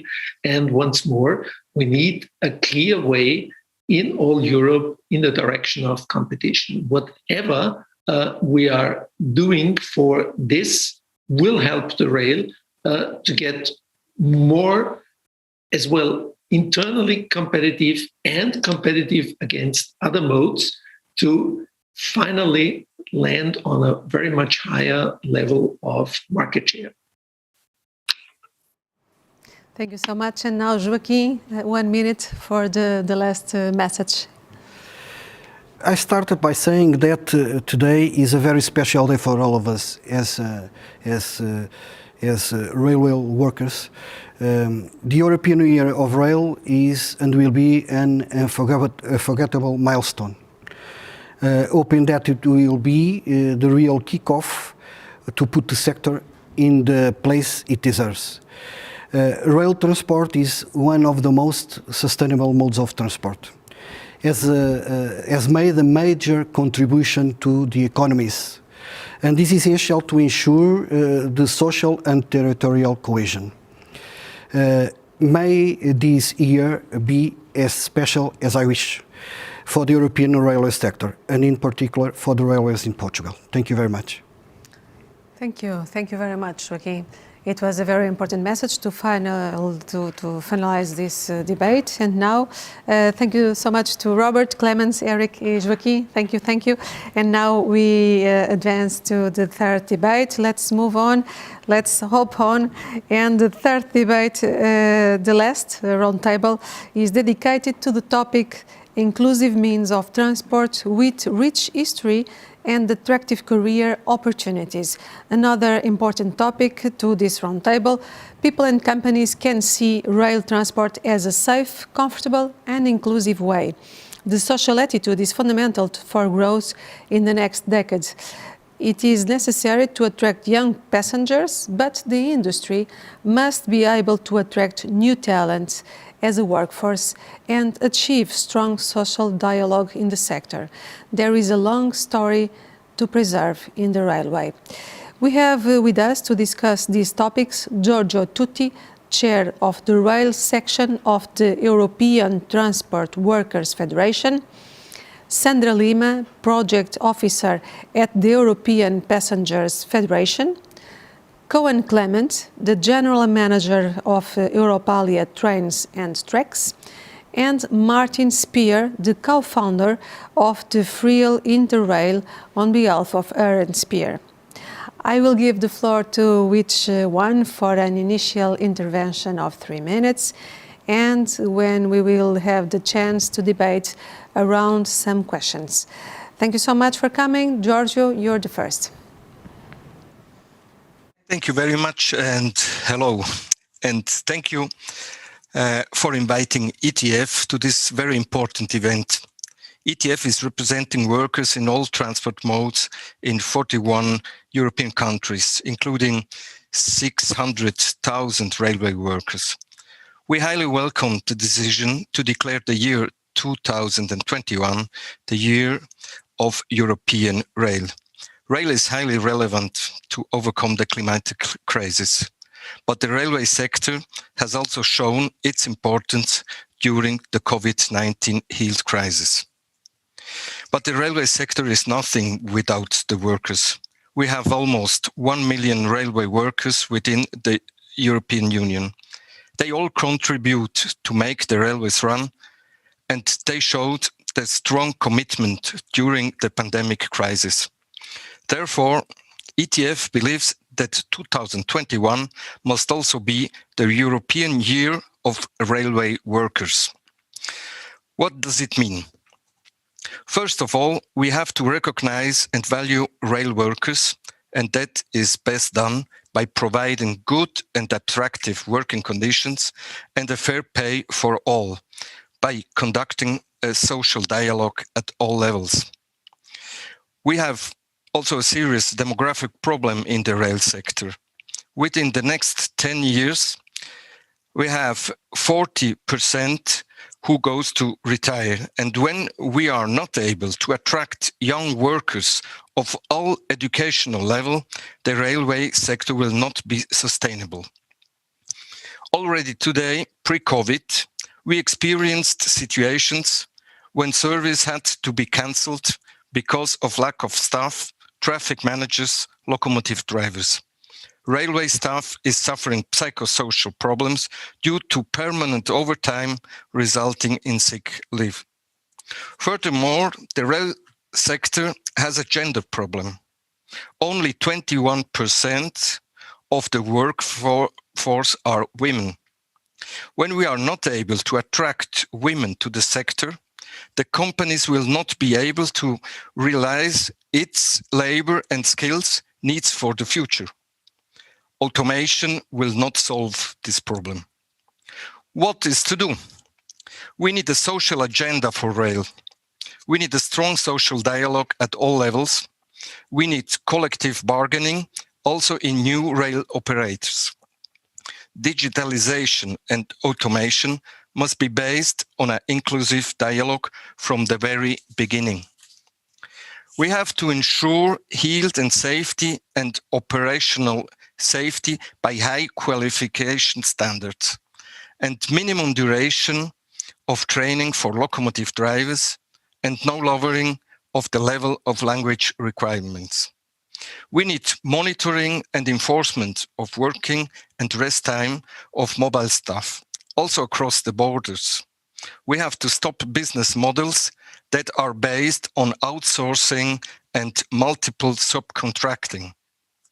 We have to prevent social dumping in the rail sector and ensure that the same pay for the same work at the same place.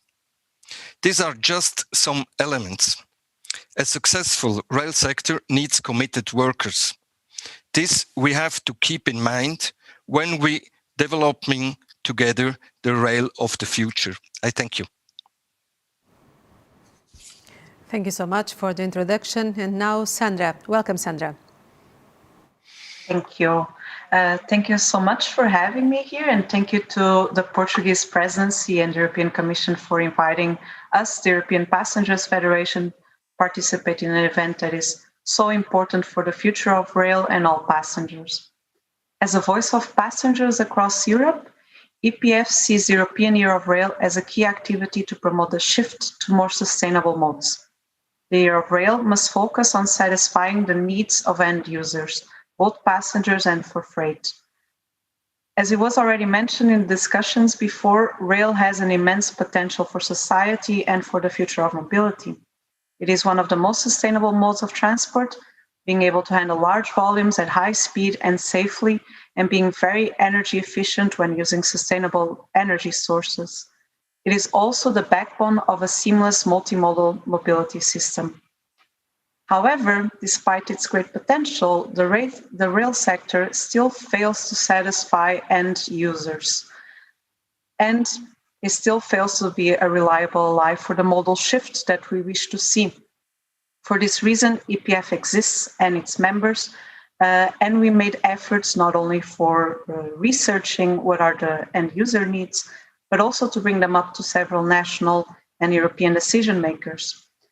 This has led, for example, to our involvement in the Intergovernmental Platform for International Passenger Rail, where we co-chair the stakeholder mirror group on customer experience and digitalization, as some of you might know. And there, we had a few important lessons learned, and one of them is highly crucial. is that a positive customer experience goes far beyond the actual train ride. So if we want people to hop on trains, we need to attend not only to experience on the train, but everything that goes before and after the trip, which goes a bit beyond what we are speaking about here now, but it also complements a lot of the opinions that were said. We need booking systems that are reliable and integrated. We need a network of public transport that's available, and other sustainable mobility options be also available to passengers that allow them to get to railway stations in a comfort and safe way. We cannot forget the universal design of stations and trains that allow for all passengers and every passenger to be able to actually take the train, which is still a difficulty for many passengers. And we need to have an efficient customer-driven support after the trip. Therefore, cooperation is key for success, not only for rail, but also for public transport. EPF knows what passengers want. They want a public transport system that is affordable, reliable, sustainable, and coordinated, with sufficient capacity to get people comfortably to where they want to go at the times they wish to travel. And rail relies at the center of this. It can only profit from open dialogue with different actors, including passengers, municipalities, mobility providers, in creating better solutions. And this will allow for this seamless journey that we all wish to see. Thank you, Sandra. And now, Cohen. Cohen, tell us, how do you see the big picture? Well, maybe just to introduce myself, thank you for having us in this eminent group of speakers. For those who might not know Europalia, just 2 words about it. We are an international arts festival. We exist since 1969, so over 50 years. And in fact, our festival is mostly dedicated to guest countries. The most recent edition was with Romania, where the home country of Commissioner Valeen.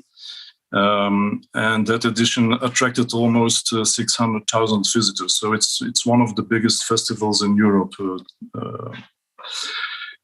We decided some time ago to have a completely different approach for this edition that will start in October of this year, and that will be fully dedicated to trains and tracks. That's also the title of the festival.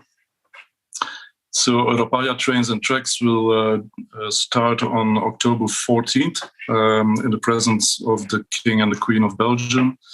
And it will be a 6-month festival in Belgium, but also in other countries, dedicated to the role of trains and mobility in arts in the first place. Because as you all know, the train was a tremendous source of inspiration for artists throughout the 19th, 20th and 21st century. So we will show that in the festival, but the idea is also, and I think that rejoins the topics we are discussing this afternoon, that we will offer the possibility for people to debate, to have a reflection on the future of mobility and railways in particular, throughout a whole lot of colloquia, seminars, workshops, and so on, that will take place from October to May 2020. We strongly believe that art and debate and discussion can really involve people and connect with people.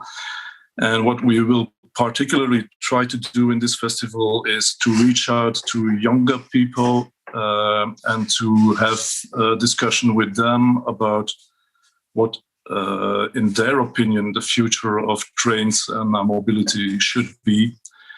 To give you just one example, on November 17th, we will organize a day for 600 youngsters from all over Europe, where they will be able to present a manifesto about how they think railways should take shape in the future. and we will present the results of these ideas to politicians, to the European Commission, and so on. So I hope that in a post-COVID period from October on, we will be able to involve people and connect with people through this wonderful topic of trains, and we will show it in all disciplines, from performances on stage, cinema, expositions, talks, debates, and so on. So I hope I will be able to welcome you all in Brussels on October the 14th. Thank you. Thank you. We hope so. We need some fun, not just work. And now, Martin, what could you tell us about this topic? Yes, thank you very much for having me. And hello from Berlin. I'm Martin Speer, a Berlin-based author and activist, and the co-initiator of Free Interrail. So I'm also convinced that we live in exciting but also very challenging times, not only because of the pandemic, but also of this big aim to make the entire continent green and to stay united at the same time. So train transport and the young generation, I think, play a key role in that. And Vincent Emmanuel Herr and I started the Free Interrail movement some years ago. So the visionary idea of providing all young Europeans with a free Interrail pass when turning 18. And this idea actually moved and was implemented now as Discovery U and as part of the Erasmus family, as a new flagship initiative. And already over 70,000 young people were able to discover the beauty of Europe through that scheme, and it will continue. So what can we learn from that? First, I think young people are the game-changing generation for green mobility. So if they travel green at a young age, they are more likely to do it in the future. So we definitely need to help them to get out of the plane and into the trains. So, and I think Discovery EU leads the way.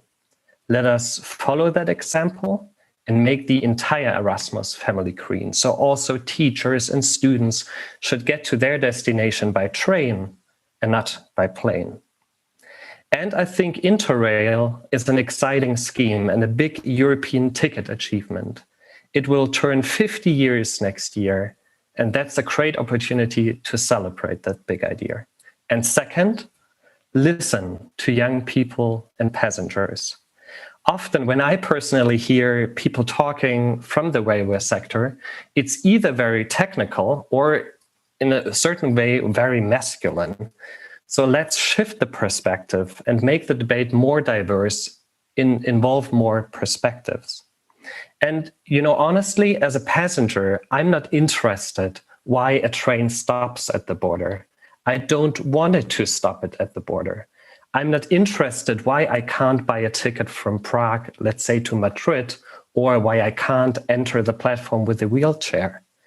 So if those questions aren't answered, I will shift to another mode of transport. And I think we should avoid that from happening. So involve young people, involve passengers, create sounding boards and creative circles, and see the mobility through their eyes. And thirdly, lastly, the journey matters. Let's look at train travel, not only from the destination perspective. Yes, getting from Cologne to Frankfurt in an hour is great, but did you take the journey along the Rhine River? It's just stunning. So I think a growing number of people, older and younger, for them, it's not only about the destination, it's also about the journey. And this European Railways is your ultimate asset, because no airplane can compete with that. So you, I think, offer the ultimate European travel experience. You can be proud of that. And I think you can celebrate the joy of slow travel, as authors Nikki Gardner and Susanne Kries put it. So get young people on board, make Erasmus green, the journey matters, and involve young people and their perspectives. Thank you. Excellent introduction to the round table. And now I pass to Giorgio Tutti. You represent the workers. Ask you if you think the industry is able to attract new professional talent, and if it is, what kind of new skills do the sector needs?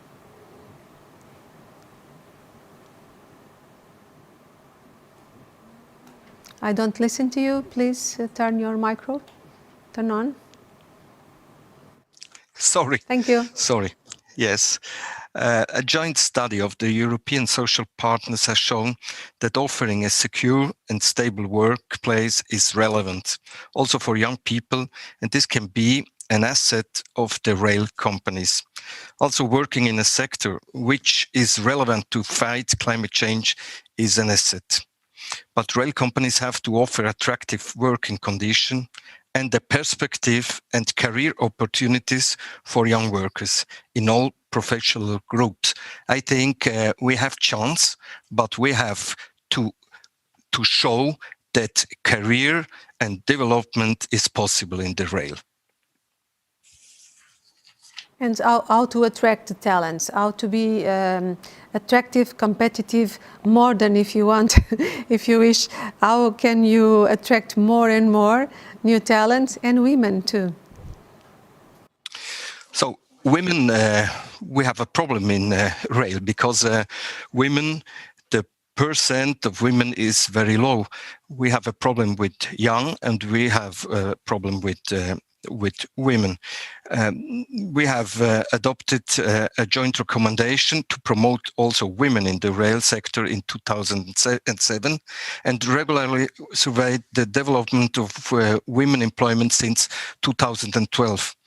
The sixth report was published in 2020 and showed that only 21.5% of women, almost no progress happened.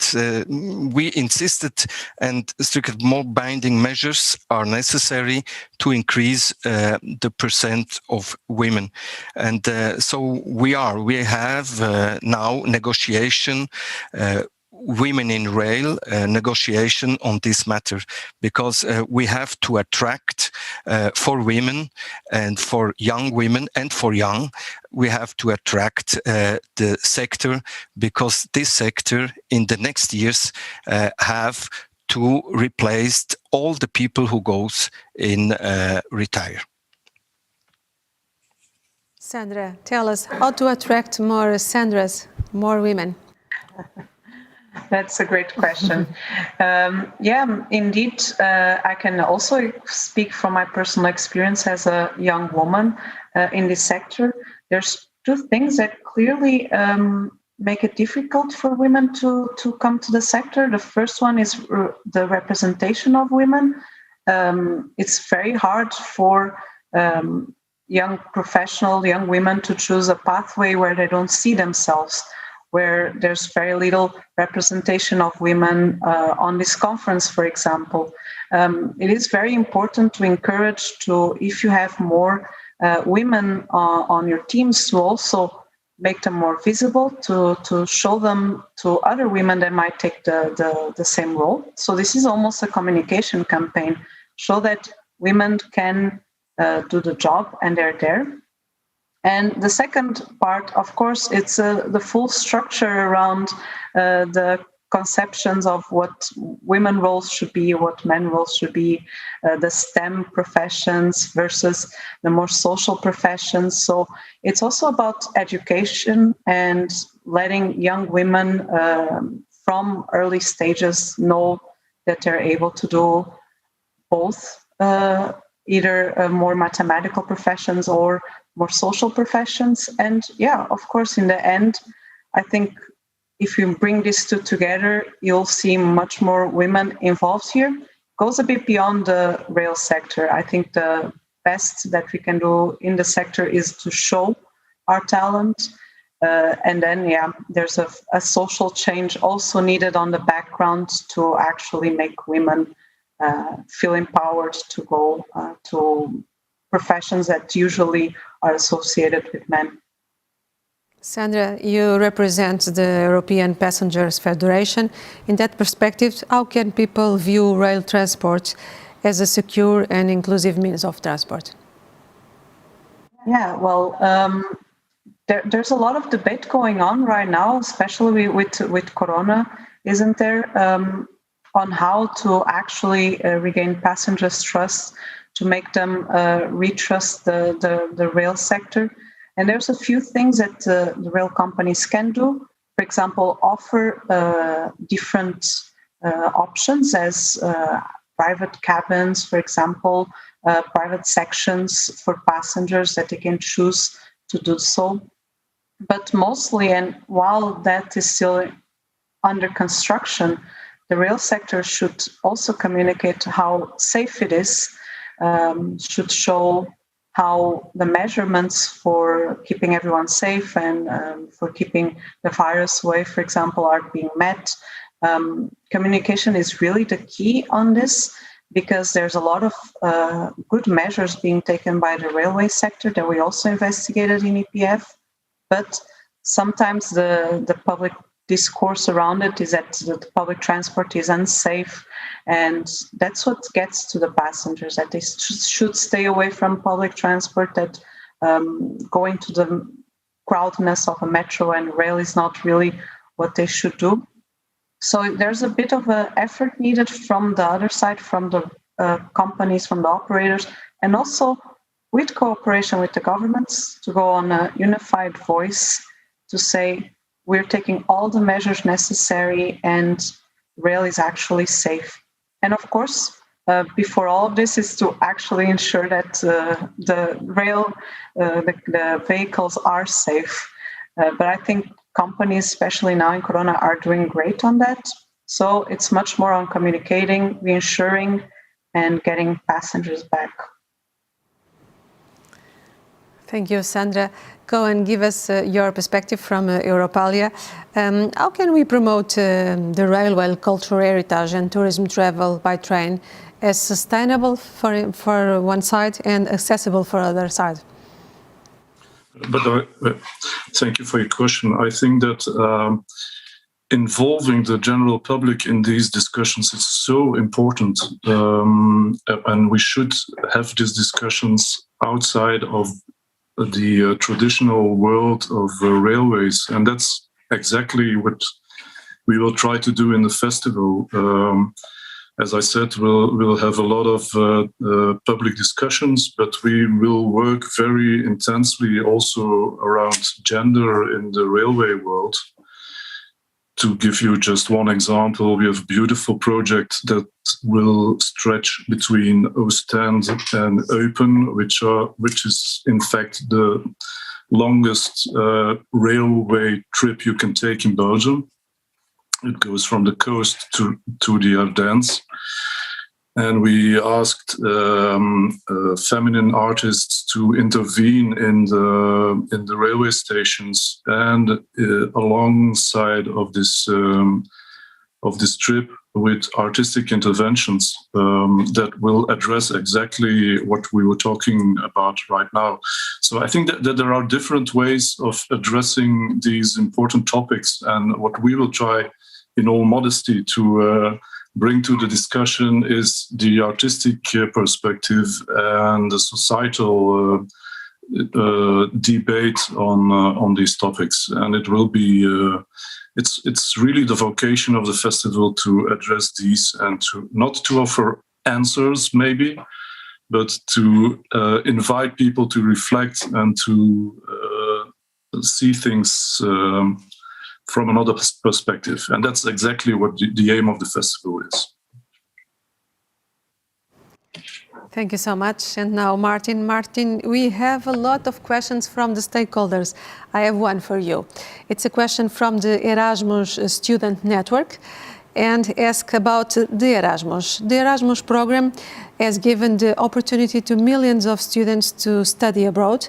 However, most of the students decide to go to their Erasmus destination by plane.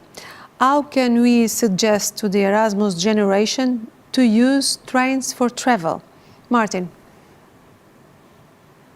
So thank you very much for the question. I think first it is key to understand that making Erasmus green is key to reach the goals of the European Green Deal. So how to get more students on the tracks? I think giving a rail discount to Erasmus participants is the least you can do. But the optimal or the ideal option would be that everyone who's participating in the Erasmus Plus scheme as a teacher, as a student, maybe should also get a free Interrail pass to get to their destination. And maybe you add 3 days and they can get around in the region. But at the moment, we have discounts for airline tickets. Facing the green transformation, it's like it doesn't really make sense. And an observation Vincent and I also made is that actually a lot of young people don't even know that in a way international train travel really exists, or that getting from Paris to Barcelona is also possible by train. So it's also about communication and information, and also informing people that international train travel is an option, and hopefully we'll have more night trains in the future. So this will also be a great opportunity for Erasmus Plus participants. Thank you so much. Giorgio, we have a lot of questions from the European Economic and Social Committee. One, it's about the gender and the balance, the gender balance and inclusion, of course. We have talked about this in the first minutes of this panel.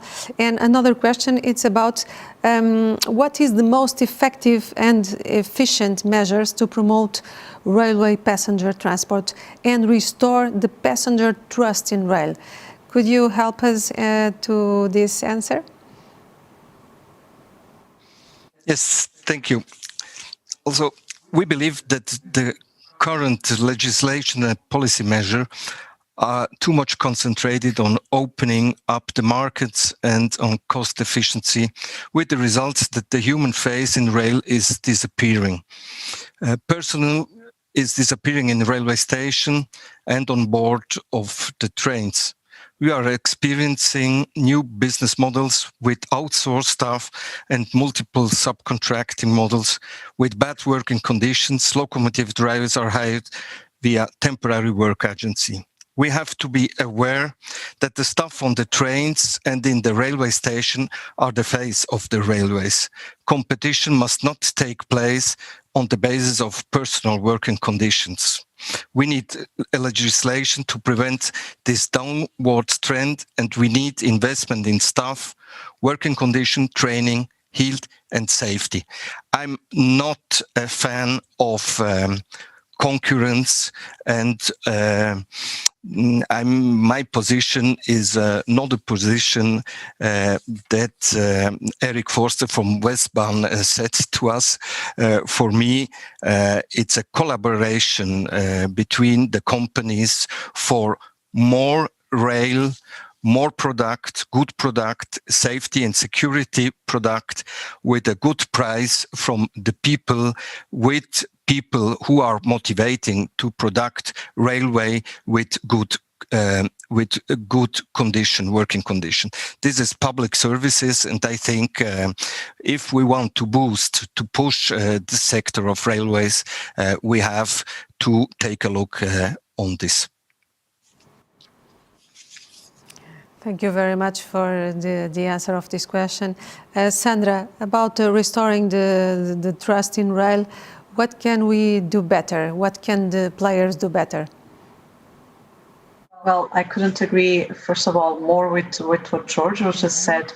Well, investing in actually a safer environment in all means, not only biosecurity, but also investing, we're speaking a lot about gender equality, so investing on safer stations for women as well, investing on an overall environment that is accessible for all passengers. So it is important that we think from a passenger perspective, and all passengers, not only the passenger we are, but everyone, people with disabilities, women, everyone, basically, people from lower economic resources, non-digital. So if we do that exercise while we're creating our services, then, and if we talk with those people in specifically, then we are really going to develop a service that is suitable for everyone, because we don't know what the requirements are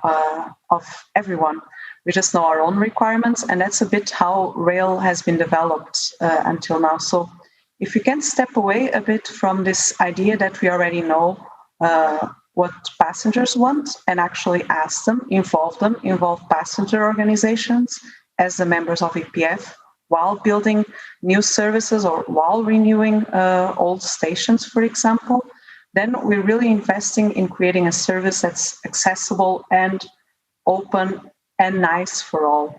And I think then everything will fall in place, because then passengers will naturally trust something that was built for them. So if I'm a young woman on a very dark station, I will not trust it. But if that station was built, taking account my needs, then I will feel safe on a station that has, for example, staff that will make me feel comfortable for being there and has enough lighting. So yeah, that's a bit the shift of a perspective of more going back a step and actually asking people what they need and then building up from there.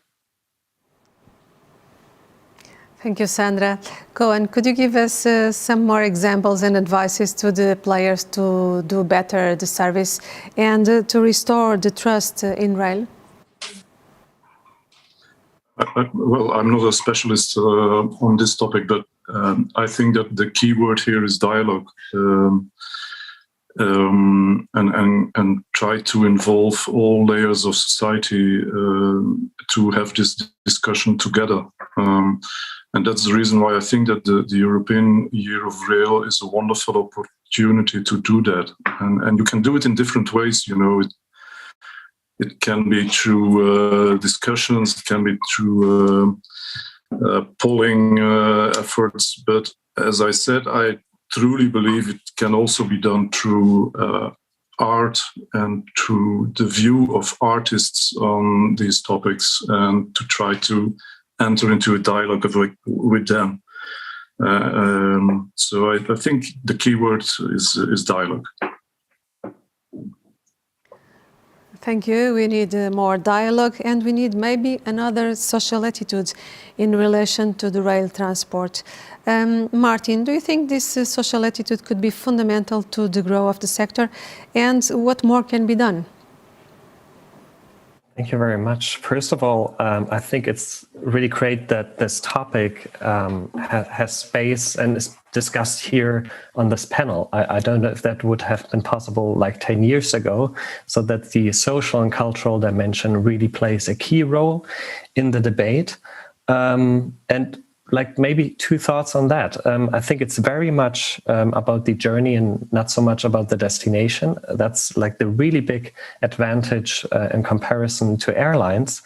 And I think it's very much about the young generation, and to understand that they play a key role in moving forward and really seeing their needs and understanding them in a way also a little bit as a vehicle to achieve this green transformation, but also to achieve like the change that is needed in the sector. We heard a lot about more diversity, more about female voices, etc.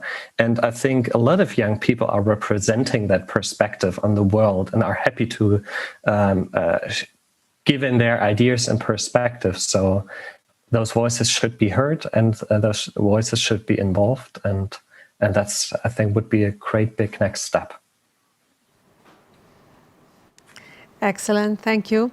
And now I will ask each participant to use the final minute for each for a last message and advice. Please, Giorgio, could you start? Yes, 1 minute. The ETF and all European trade unions want that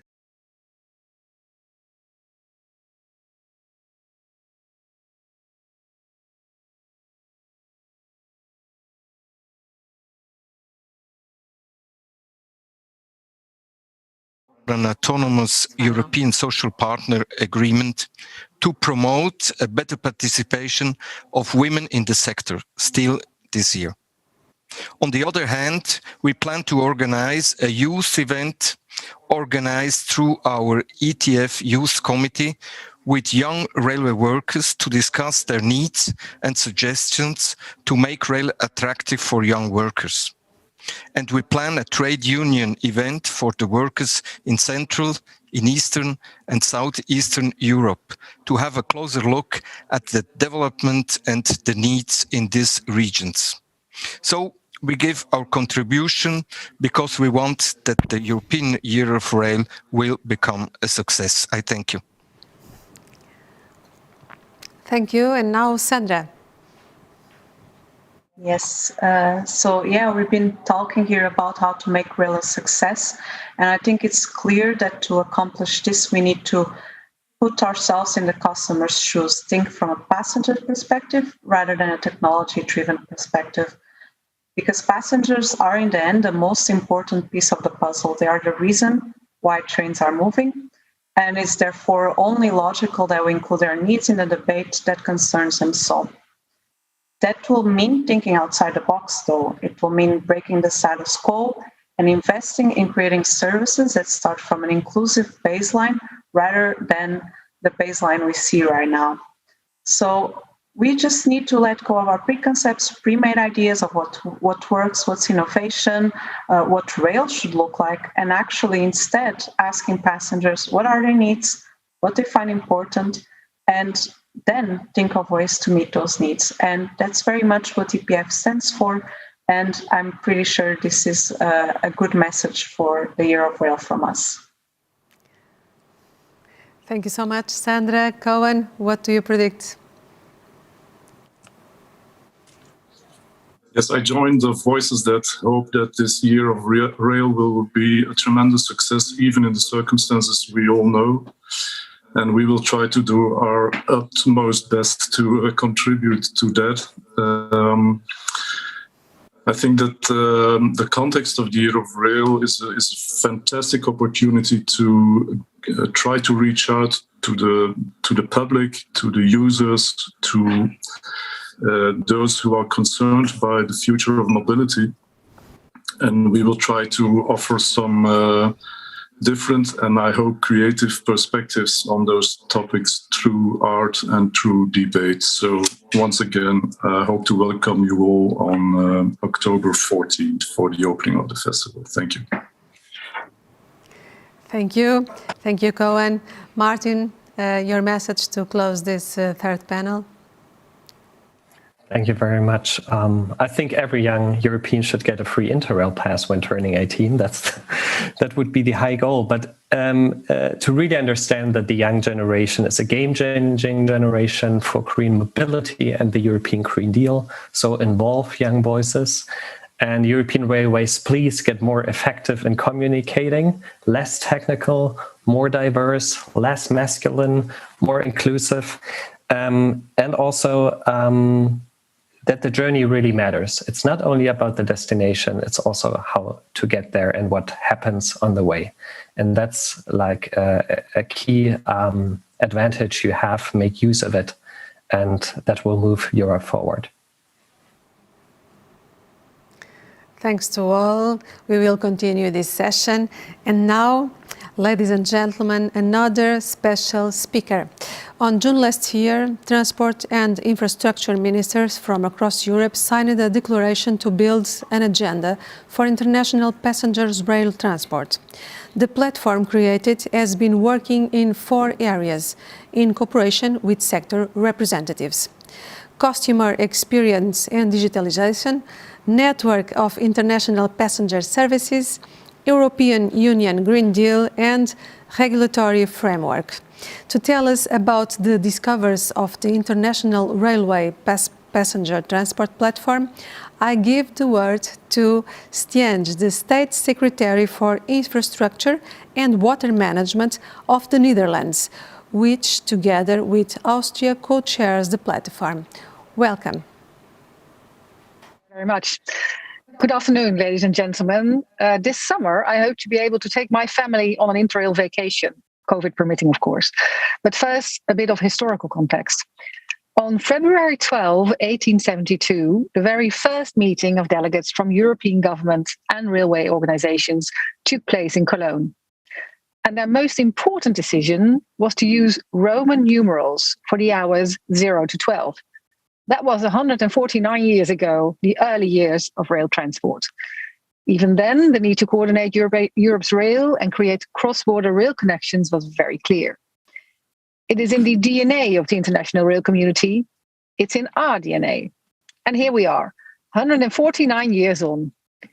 Europe's rail network is not as easily accessible, well-connected and flexible as we'd like, but we're working on it and we're making progress. Never before has improving international passenger transport by rail been as high on the EU agenda as it is now. A strong boost came from the signing of the political statement by 27 European countries in June last year. The ministers stressed the need for a bigger role for international rail passenger transport in order to reduce the sector's climate impact. The statement also announced the establishment of the platform on international rail passenger transport. But that's not all. In 2021 work programme, the European Commission announced an action plan for passenger rail transport, a plan that we can expect later this year. International rail transport is also part of the EU's sustainable and smart mobility strategy. And the Commission's objective is to achieve carbon neutrality by 2030 for journeys up to 500 kilometers using collective transport. That means striking a new balance between air and rail. And the Portuguese presidency is really putting rail transport in the spotlight. Thank you so much for that. These are all very positive developments in this year of rail. Because, of course, the current circumstances are still extraordinary. We're all fighting COVID-19, taking measures to protect our health and to keep the economy moving. Yet at the same time, we're fighting, and we have to keep fighting climate change and trying to lower our carbon emissions, because there's no vaccine against climate change. And improving international rail transport is an important contribution to this. As soon as the pandemic is over, we'll have to be ready to welcome more international rail passengers and to give them a better European rail network. So what role does the platform play in all this? As you know, indeed, as was mentioned by the host, the Netherlands and Austria are co-coordinating the platform this year. And I very much like to thank my dear friend, Austrian Federal Minister Leonore Gewessler, for the excellent cooperation. And I'd also like to thank Germany's Federal Transport Minister, Andreas Scheuer, and his Swiss colleague for their excellent contributions this year. This platform has really delivered extensive results. And of course, thank you so much also, Transport Commissioner Valeen, for outstanding support provided by your services for this work. It is important to me that taking international rail passenger transport to the next level is a shared effort at a European level, and it's great to see this happening. This past half year has shown me that the IRP can really be a driving force. Right from the start, there's been a lot of enthusiasm. I'm proud and with great appreciation for the commitment of so many people to present you today the platform's first report, and it gives recommendations in 4 areas. Customer experience and digitalization to boost the sale of international rail tickets. As also mentioned in the previous panels, we need to accelerate the digitalization of rail ticketing. The network of international passenger services. We need to build on the important network done by our German colleagues on the letter of intent on the Trans-Europe Express 2.0. And the European Green Deal, let's make sure we make good use of the 15 pilot projects announced by the Commission to accelerate the development of new international rail services. And I, for one, have, of course, already inquired with my services whether we have one of those pilots. The regulatory framework, we encourage close cooperation between member states on regulating and contracting international rail passenger services and encouraging the harmonization of regulatory practice in Europe to lower also economic barriers. And I also really welcome the great efforts made by the sector organization to work with the platform also in the difficult context of today. And I'm really happy that their statement will also be published today. In June, the platform will present a more comprehensive report and an action plan, because action will be key to creating an improved overall framework. We can talk about it, but we need to start doing it. It all started 149 years ago with the agreement to use Roman numerals for hours on railway timetables. Right now, we're joining forces to realize a European regular timetable. So first the numbers, now the timetable, we get moving. Prospects are opening up again, inspired by the perspective of crossing borders and connecting people by rail. And personally, of course, I love the idea of Interrail for all 18-year-olds. Let us build on the work that has been done. Let us deliver on the recommendations because our citizens really deserve it. Thank you so much. Thank you so much for help us and help the audience to understand better the platform, so important to the future. And now we are near to the closing ceremony. Our journey is coming to the end, of course. To lead us to the last stop, I give the words to Karimna Deli, is chair of the Train Committee, European Parliament. Thank you, dear. Thank you very much for providing me with this opportunity to speak during this key kickoff even of the European Years of Rail. Hello, Elisa Ferreira. How are you? Everything is okay? It's a pleasure to be with you in this kickoff, really. So, first of all, I would like to underline the massive importance of this decision, which was agreed by the European Parliament, the Council, and the European Union and the European Commission last November. It is indeed the first time that the transport sector is honored during a whole year. And it is not only about the transport sector, but it is more precisely about the railway sector, which is essential to tackle the main climate challenges we all face and we will keep on facing over the upcoming years. So, at the end of 2019, the European Parliament voted on the climate emergency. This vote was not a symbolic resolution, but it was a real signal sent to all the politician leaders. We are the first generation to feel the effect of climate change, as well as we are the last one to be able to try to reverse the trend. There is no time. We won't wait for the storm to pass, and climate change won't wait for the pandemic to pass neither. It is therefore more than essential to act quickly, strongly, and concretely. We are all aware of the benefits of rail across Europe and the world. The rail sector is way cleaner than other modes of transport. And train will definitely help us making the ecological transition in reality. Making 2021 the European Years of Rail is therefore a victory. Real political measure must, however, echo this victory. The time must be covered. The member states and the railway companies should conduct strong action with this regard. Relaunching rail freight, fostering night trains, resetting up abound local and regional rail lines, as well as reinforcing multimodality by making the train bike-friendly spaces.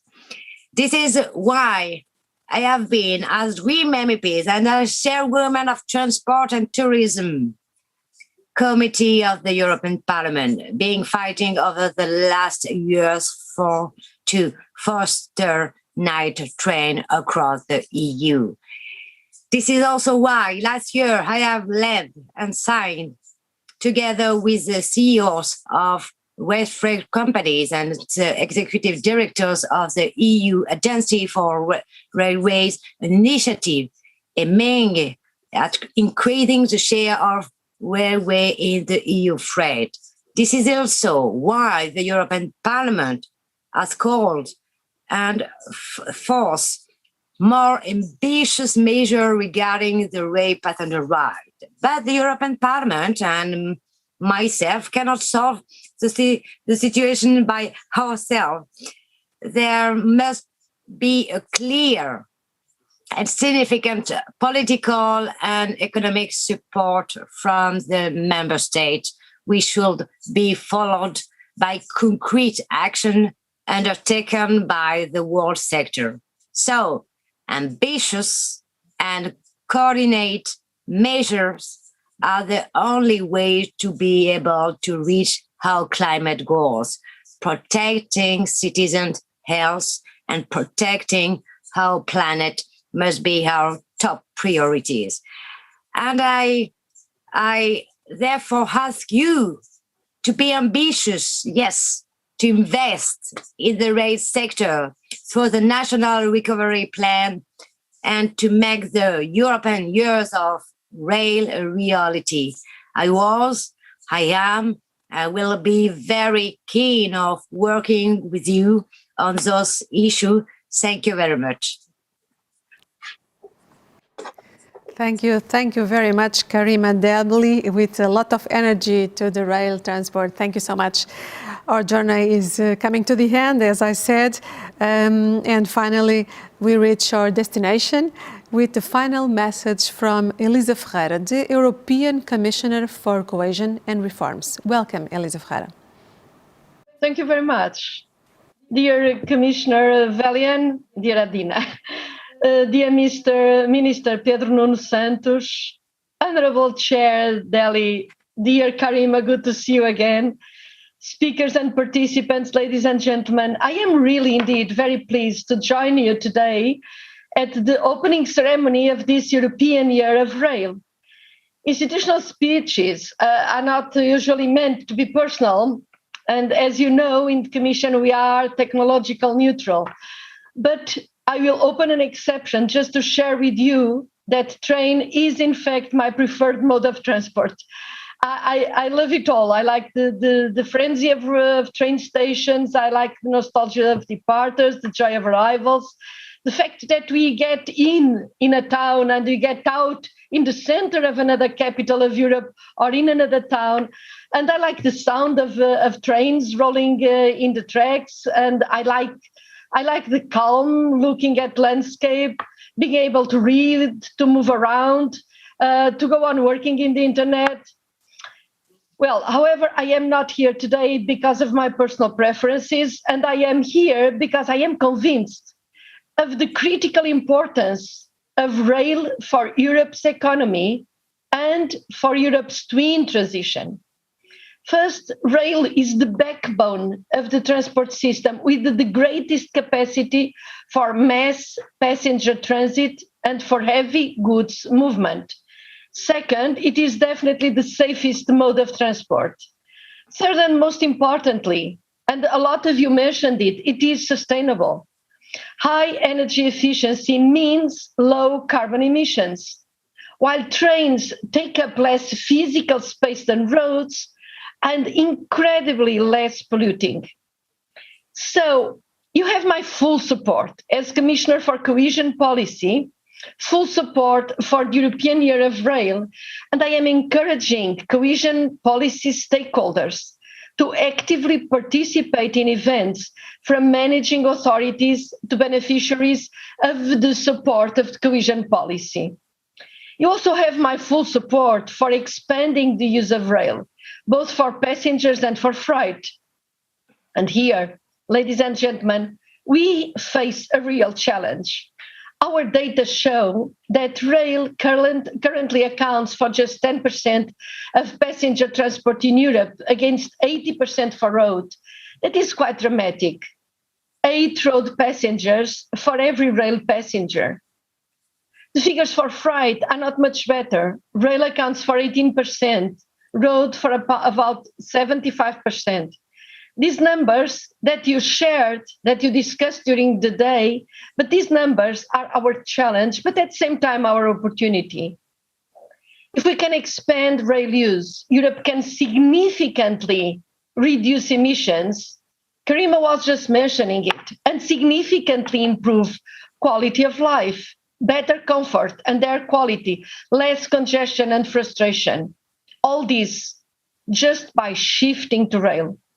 This is why, to do this, to shift, we need funding, but this is why cohesion policy is investing in rail. Already in the period of 2014-2020, cohesion policy invested nearly 18 billion in rail projects. By the time the projects finish in 2023, we expect about 580 kilometers of new rail lines and almost 6,000 kilometers of reconstruction of existing rail lines. And we are stepping up our efforts in the new period, whose programs are being drawn up right now. So we will be working closely with our colleagues in the Connecting Europe facility and in the Recovery and Resilience facility to stimulate investment in a rail system that meets our goals of sustainability and of quality of life and inclusion. I suggest that we invest with three guiding principles. First, we must invest, of course, in modernization. We have got to look forward, not backwards. If we want to attract more passengers and freight, we must have smart systems, modern infrastructures, and solid expertise. Cohesion policy is ready to support the upgrading rail infrastructure and rolling stock. I note that this is a new feature in relation to the 2021-27 period, and of course, to support digitizing transport. Also, the technical support instrument can help to build knowledge base and administrative capacity when it is needed, supporting analysis, research, good practice examples, and roadmaps for action. The previous round of this technical support included support to high-speed railways in Poland. As you know, high-speed railways require new skills on the part of engineers, managers, planners, and we were here through DG Reform to support the development of this expertise. But we also supported rail development at the Port of Antwerp in Belgium. At this key transport hub, rail had a relatively low market share. We supported the optimization of rail management and of infrastructure to increase that share. Second guiding principle, we must invest in making railways user-friendly. Yes, if it is free for 18 years old, great. If it is free for seniors, great again. This is a conflict of interest. But the second guiding principle, we must invest in making railways user-friendly, in fact. The keywords here: frequent, reliable, accessible. Cohesion policy supported construction of railway lines in the Pomorskie region in Poland to improve passenger services in the region, enable passengers to take the train instead of their cars. I'm just quoting a couple of examples.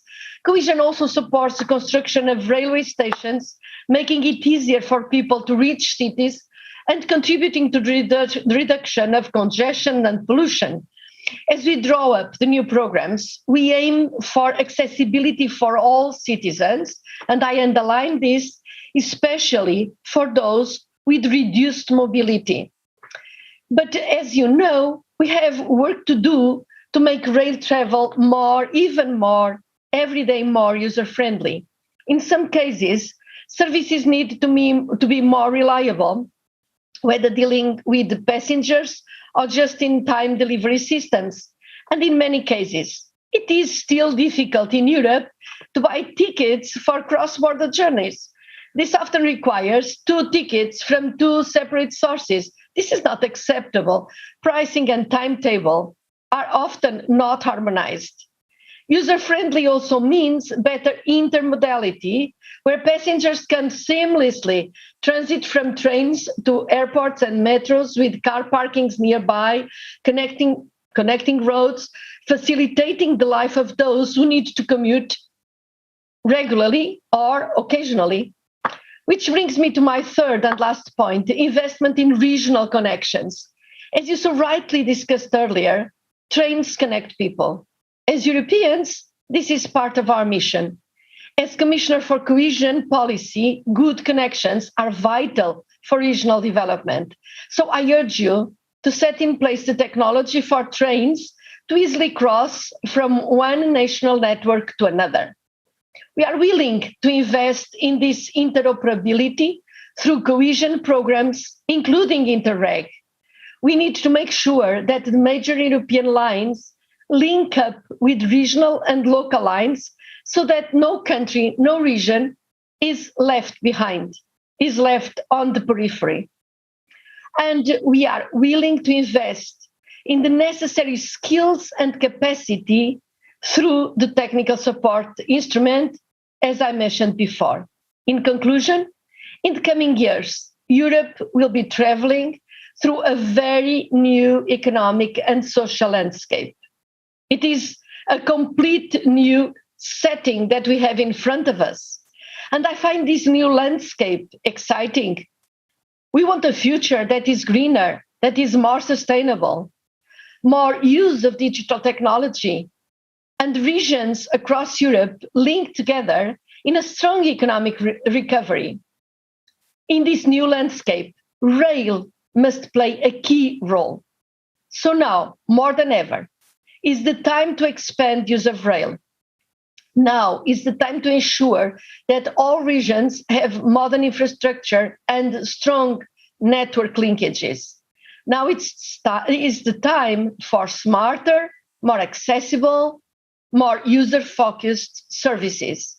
And now, I repeat it, is the perfect time to be the ear of the train. Thank you very much for your work, and let's go on working together for the benefit of our citizens and of our regions. Thank you once again. Thank you very much, Elisa Ferreira, the Commissioner of the Cohesion and Reforms. Thank you so much. All the organization and myself, of course, would like to thank all the contributors, all the speakers, all the audience. Thank you so much. Thank you very much for all of you.